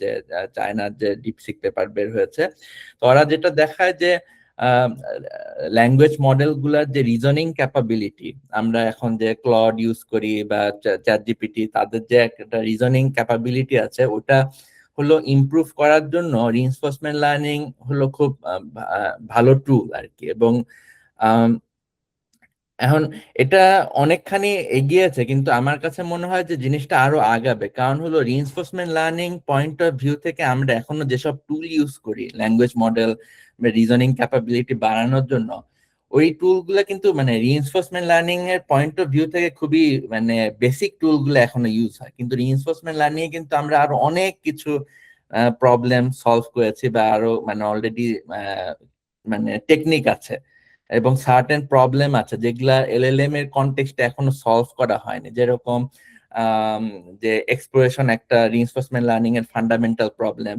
তারপরে হলো ক্রেডিট অ্যাসাইনমেন্ট একটা প্রবলেম, যে আমি একটা অ্যাকশন যে নিলাম, তারপর যে আমি একটা রিওয়ার্ড পেলাম বা একটা জিনিস অ্যাচিভ করলাম, আমি পাস্টে যে অ্যাকশনটা নিয়েছি সেটার কোন অ্যাকশনটার জন্য আমি এই ফাইনালি যে আউটকাম পেলাম ওটাকে আমি মানে ক্রেডিট অ্যাসাইন করতে পারবো প্রিভিয়াস কোন অ্যাকশন। তো এই টাইপ অফ জিনিসগুলা রিইনফোর্সমেন্ট লার্নিং অনেক মানে রিইনফোর্সমেন্ট লার্নিং ফিল্ডের কনটেক্সটে অনেক কিছু করা হয়েছে, কিন্তু এলএলএম প্লাস রিইনফোর্সমেন্ট লার্নিং যখন একসাথে যোগ করা হয় সেই কনটেক্সটে হয়তো জিনিসগুলো এখনো পুরাপুরি ফ্লেশ আউট করা হয়নি। তো ওই জিনিসগুলাই এখন মানে রিসার্চার করার চেষ্টা করছে। হয়তো ফ্রন্টিয়ার ল্যাব গুলাতে অনেক কিছু হয়তো নিজেরা সলভ, কিন্তু ওগুলা তো আর পাবলিক না। কিন্তু একাডেমিয়াতে বা পাবলিক রিসার্চে হলো ওই জিনিসগুলো এখন অ্যাড্রেস করার চেষ্টা হচ্ছে আর কি। রাইট। সো একটা কুইক কোয়েশ্চেন আছে যে তুমি চ্যাট জিপিটি আসার পরে রিসার্চের জগৎটাও তো চেঞ্জ হয়ে গেছে। যেরকম ধরো আগে একটা থিওরেম লিখতে যেরকম হয়তো মানে রাইটিংই একটা বড় প্রবলেম ছিল, তাই না? এখন তো হ্যাঁ, তুমি ক্লথকে দিয়ে চ্যাট জিপিটি কে দিয়ে রাইট করাইতে পারতেছো। বাট আরো গভীরে যদি যাই যে চ্যাট জিপিটি, তুমি তাকে, তোমার মাথায় একটা আইডিয়া আসছে, তুমি সেটাকে এক্সপ্লোর করতে চাচ্ছ, তোমার 10টা পেপার পড়তে হবে, তুমি চাইলে চ্যাট জিপিটি কে দিয়ে পড়ায় সামারিটা নিজে খুব দ্রুত হুম, নিতে পারো। রিসার্চে একটা বড় ইভলিউশন হয়েছে না এখন? আই ডোন্ট নো, হ্যাঁ। How do you think, how do you, মানে ধরো যে ইভেন 5 বছর আগেও যেভাবে রিসার্চ করতে ভার্সেস এখন যে রিসার্চ করো, এটার মধ্যে কি কোনো পার্থক্য দেখো, নাকি তুমি এখনো ট্রেডিশনাল ওয়েতেই আছো?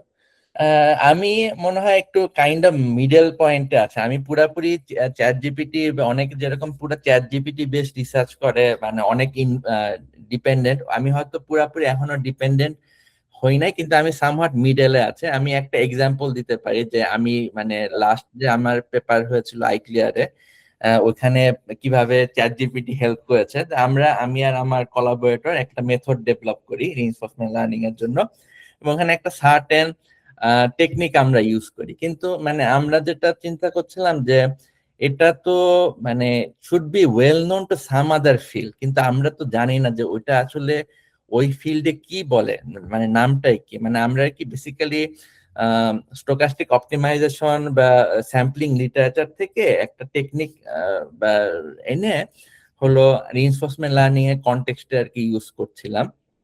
কিন্তু আচ্ছা। ওইটা মানে to make it work we added few more things. আমি আর কি পুরা ইন ডেপথে যাচ্ছি না, মানে ওটা too much technical detail for the audience.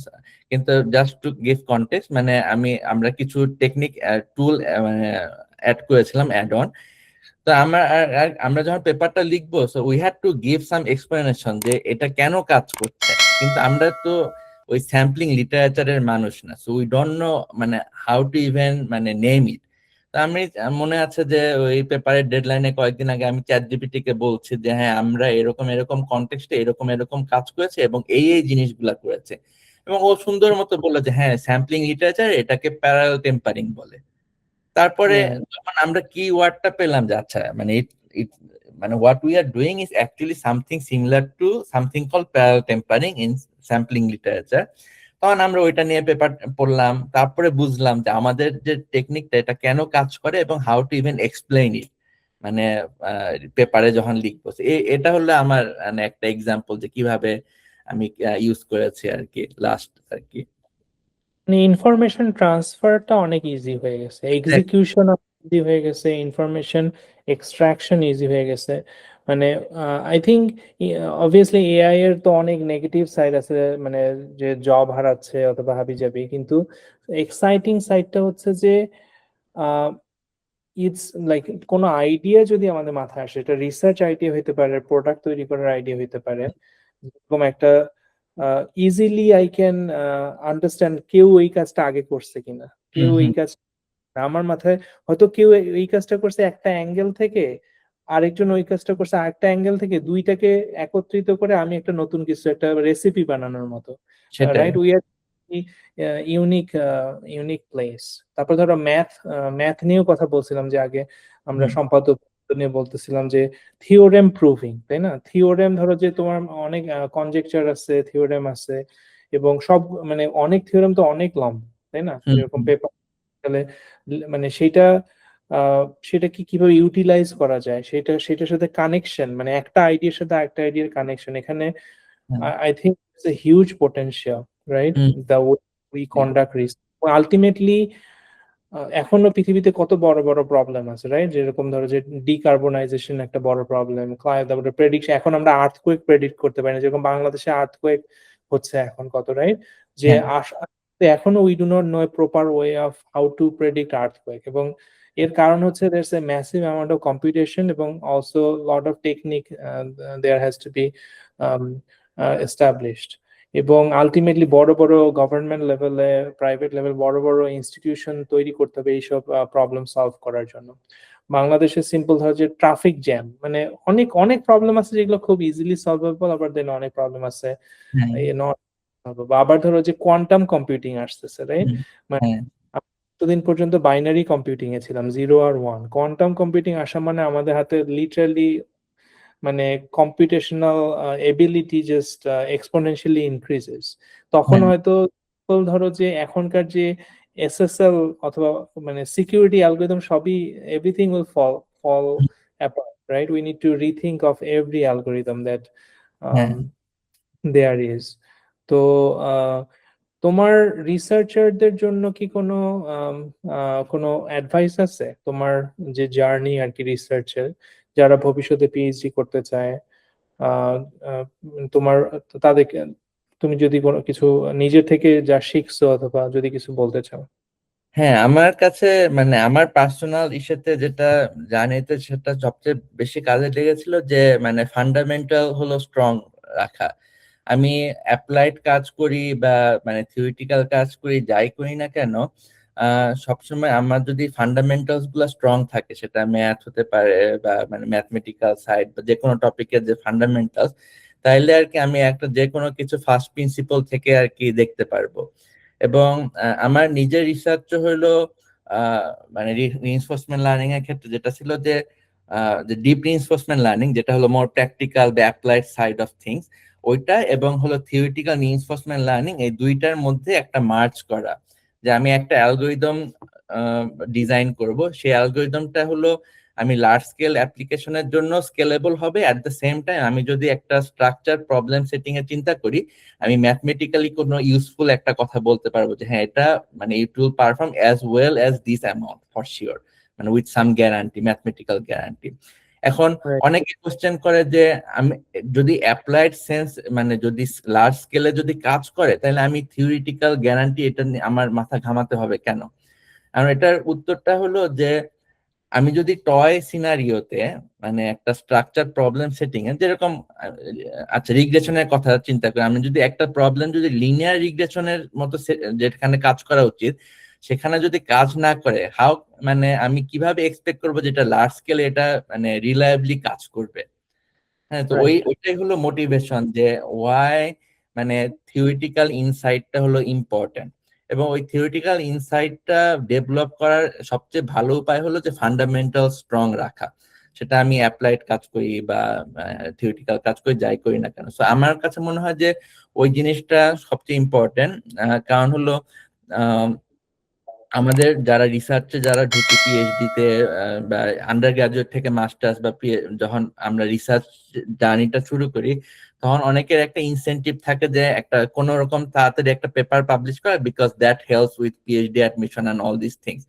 But আমরা যদি ওইটা important, but the same time ওইটা করার সময় যদি ফান্ডামেন্টাল যদি উইক থেকে যদি আমি যদি শুরুতেই যদি আউটকাম নিয়ে চিন্তা করি, ওটা পরে সাফার করতে হয়। তো আমার কাছে মনে হয় যে প্রথম মানে সাজেশন হলো যে বা অথবা মেইন সাজেশন হলো যে ফান্ডামেন্টালস এর দিকে নজর রাখা আর কি।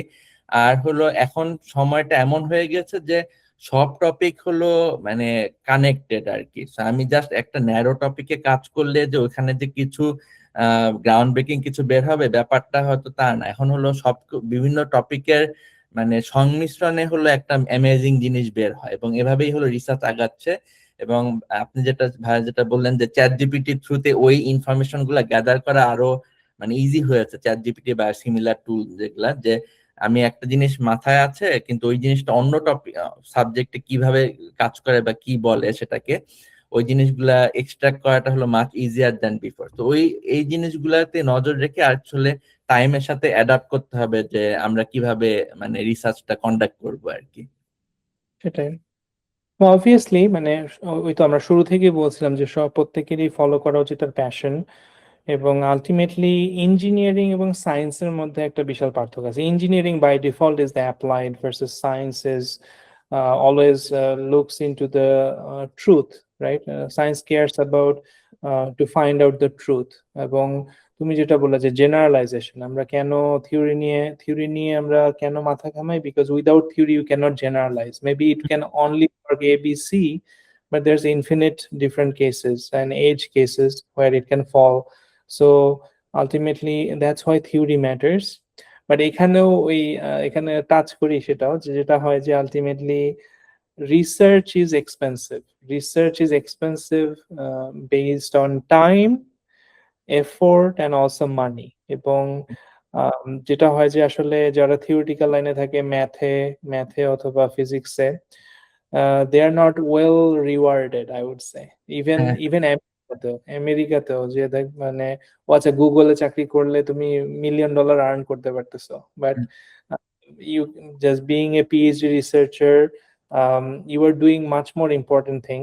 Well, importance is always relative, but যেটা হয় যে অনেকেই এখানেও বাংলাদেশেও যেরকম সবাই শুরুতে বলছিলাম যে আচ্ছা এটা করলে চাকরি পাওয়া যাবে সেই চিন্তা করে ওইটা করে, এখানেও অনেকে অনেক সময় তো even though they care about love the math, love the research, but ultimately ধরো যে ও আচ্ছা PhD can burn you out also, because sometimes there is no funding, sometimes অনেকটা অন্ধকারে অন্ধকারে হাঁটার মতো, মানে হ্যাঁ হ্যাঁ রিসার্চ অন্ধকারে হাঁটার মতো, নিজেকে সমুদ্রে নিক্ষেপ করার মতো, এবং সবার পক্ষে সেটা আসলে পসিবল না। সেটার জন্য যে মেন্টাল স্ট্যামিনাটা দরকার, যে সাপোর্টটা দরকার, সেটা না পাইলে পরে কারণ অন্ধকারে হেঁটেও যে তুমি আদৌ কিছু খুঁজে পাবা কিনা, সমুদ্রে নিক্ষেপ করলে যে তুমি মারা না গিয়ে আসলে কোনো একটা আহ, ধরো যে সিন্ধুক খুঁজে পাবা কিনা সেটা কোনো গ্যারান্টি নেই। না কিন্তু আহ, মজাটা ওইখানেই,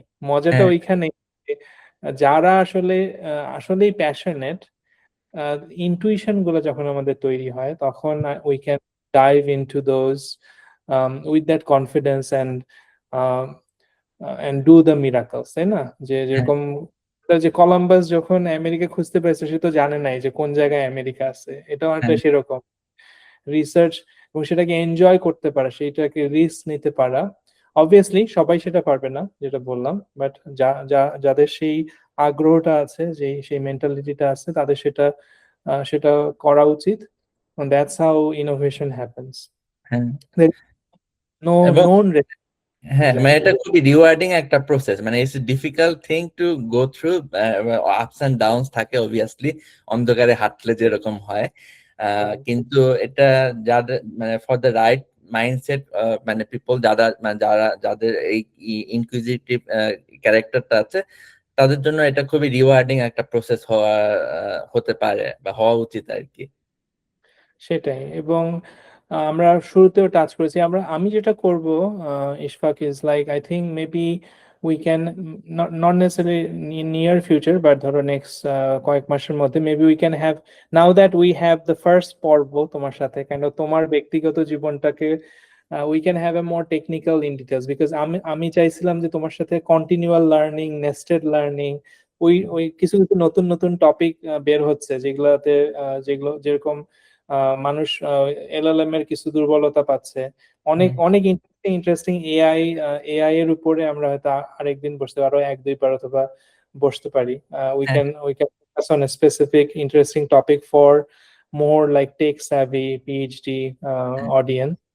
আম, আর আজকে তাহলে আর না বাড়াই, আচ্ছা অলরেডি আচ্ছা লম্বা হয়ে গেছে। আই হোপ হ্যাঁ you enjoy, thanks for coming.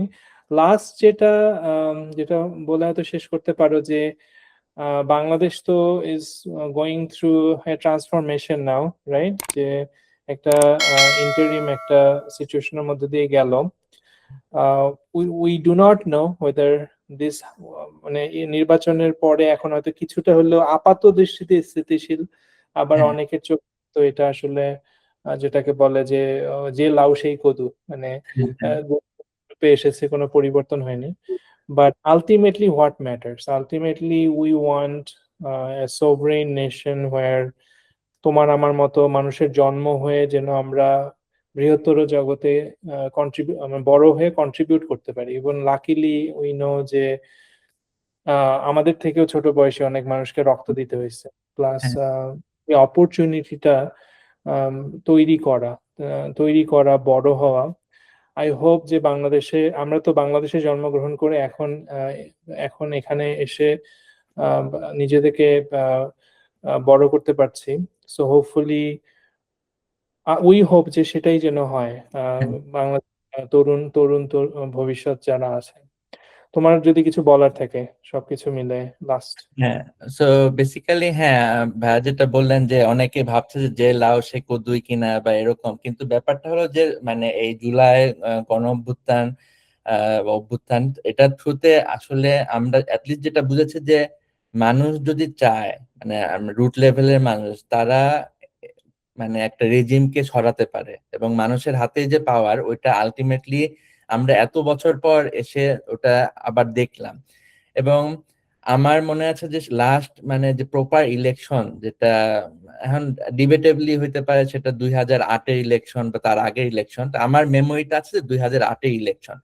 এরপরে যে ইলেকশন বলতে যে কি বা এটা যে একটা আমেজ, সেই জিনিসটা ভুলে গিয়েছিলাম, যেটা আমরা এইবার ইলেকশনে গিয়ে আমি নিজে আবার ফিল করলাম বিদেশে বসেও, এবং অনুভব করলাম যে আমরা এত বছর কি মিস করেছি। তো মানুষের হাতে যে ক্ষমতাটা আছে, এবং মানুষের যে ক্ষমতার উৎস, ওই জিনিসটা আমরা আবার মানে রিলার্ন করলাম। তো আমার কাছে মনে হয় ওইটাই মেইন টেক অ্যাওয়ে। পরিবর্তন হলো সব সময় লিনিয়ার হবে সেরকম না, সব পরিবর্তন একটা মানে আঁকা বাঁকা প্রসেস, কিন্তু মানুষের হাতে যে পরিবর্তনের যে মেইন শক্তি, ওই জিনিসটা যে আমরা আবার মানে রিলার্ন করতে পেরেছি বা আবার বুঝতে পেরেছি, ওটাই মনে হয় আমার কাছে মনে হয় মেইন টেক অ্যাওয়ে। এবং বিশেষ করে যে তরুণ সমাজ, তারা যে মেইন ড্রাইভিং ফোর্সে থাকবে ইন নিয়ার ফিউচার বা ফিউচারে, এবং তারাই তাদের তাদের বাদ রেখে যে একটা সোসাইটি বা বাংলাদেশের মতো দেশ যার মানে দাবিয়ে রাখা যাবে না, এটাই মেইন হলো টেক অ্যাওয়ে আমার কাছে, এবং ওটা মানুষ বুঝতে পেরেছে, সেটাই পজিটিভ সাইড আমার কাছে। আচ্ছা, সেই আশাবাদ নিয়ে হোপফুলি আজকে আমরা এখানে শেষ করি। I will definitely bring you next, and if you have enjoyed, যদি তোমার ভালো লেগে থাকে আবারও এসো। আমরা অন্য বিভিন্ন টপিক চুজ করে স্পেসিফিক টপিক নিয়ে আমরা আরো ছোট আহ সময় নিয়ে হয়তো কথা বলতে পারি। ঠিক আছে? আচ্ছা, হ্যাঁ, ঠিক ঠিক আছে। আছে। ওকে, থ্যাংক ইউ। হ্যাঁ, বাই।